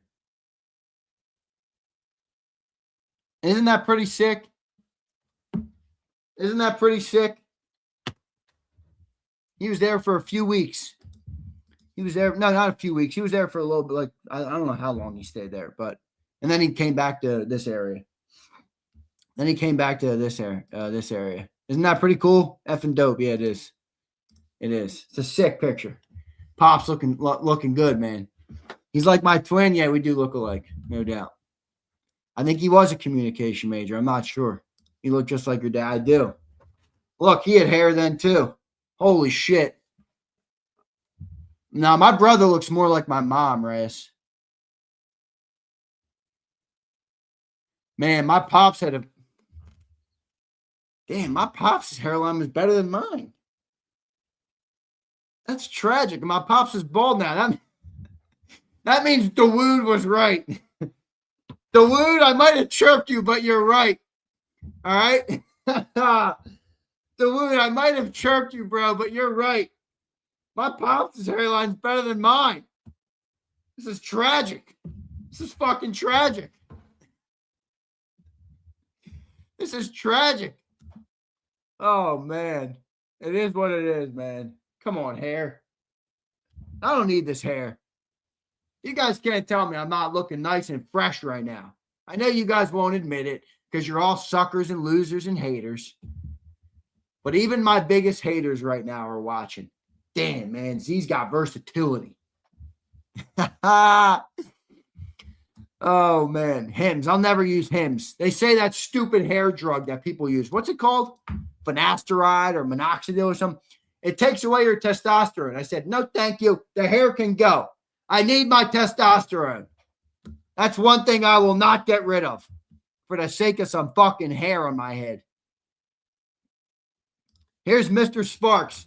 Great game, but I'm nowhere near satisfied. What's your opinion on resting Lane till the final game of the season, or do you play him against Buffalo? I don't know, man. There's rumor he's gonna practice this week, so I'm assuming he's gonna be back. I'm assuming he's gonna be back before Buffalo. He might even be back this week, but I think you rest him till Buffalo. Best receding hairline in the game. Oh, fuck you, Vitality.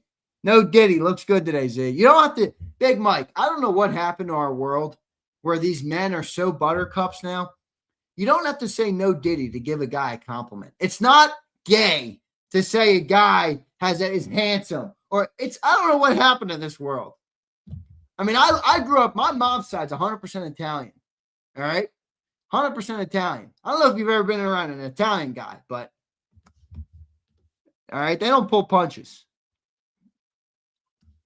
You got to say no Diddy to say you look all right. It's like weird. You're handsome, extra Diddy. You don't have to say Diddy.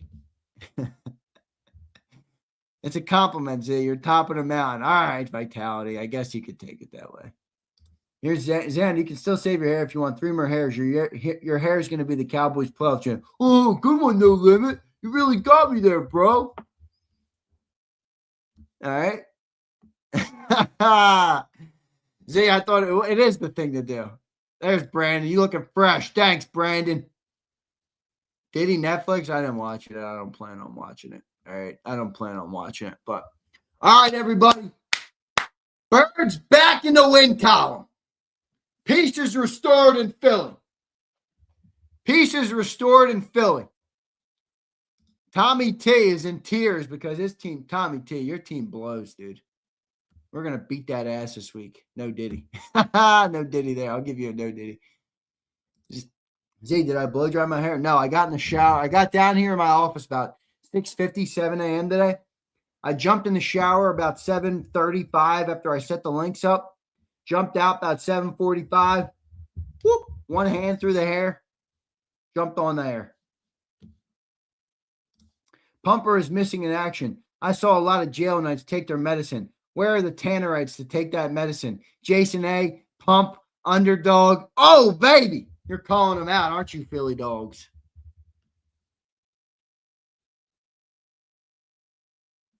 Blow dry your hair. I don't know. I've never used a blow dryer. That would be uncomfortable with the cheek kisses. The Italian men do it. I dare you to doubt that. Yeah, right. The Italian men love that shit.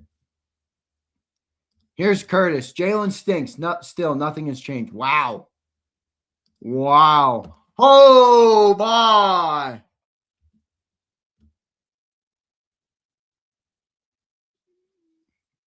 Jason is not a Jalen. No, he's not. He's not. He's really not a hater, a Jalen hater. Jason A-Team.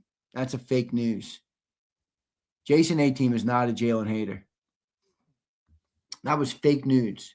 Jets just fired Steve Wilkes. The Jets might want to just fire everybody every year because that team blows. All right. All right, guys. Good show today. Birds back in the win column, which is a good thing, obviously. Yeah, I see that. Steve Wilkes, defensive coordinator, fired. Jets might want to just fire Aaron Glenn. I don't think he's doing the trick. All right. David says, we got 60 minutes of football yesterday. Now we agreed. David, great take. That's my take too, bro. Good 60-minute game. You needed the Raiders to play 60 minutes, which is probably the biggest concern. You don't want to need the Raiders to come on your schedule to play 60 minutes. You should be able to play 60 minutes regardless of who's on the other side. That, to me, is where they got to answer the bell. Keep playing consistently now. Build on this performance. Get back to what you do well. Great defense. A stable enough offense to not be putrid. No turnovers. And the Eagles could be on their way, man. They could be on their way. It's not a great league right now, man. It's really not. It's not a great league right now. So let's see what happens. But Love all you guys. Appreciate all you guys, even the suckers, the losers, the haters. I love all you guys too. All right, because the haters and the suckers, they need some love too. A lot of times it's projection. A lot of times they need more love than the people who are in good spirits in life, if you will. Okay, so love all you guys. Appreciate it. See you next time, everybody. You've been listening to Birds 365, the destination for the passionate Eagles football fan who bleeds green. If it's Eagles football, we're talking about it. Debate inside the locker room and guests that are some of the greatest football minds from around the region. We hope you enjoyed the show. We know we had a blast. Make sure to like, comment, and subscribe, and we'll be back soon. But in the meantime, hook up with us on social media at JAKIB Sports. See you next time on Birds 365.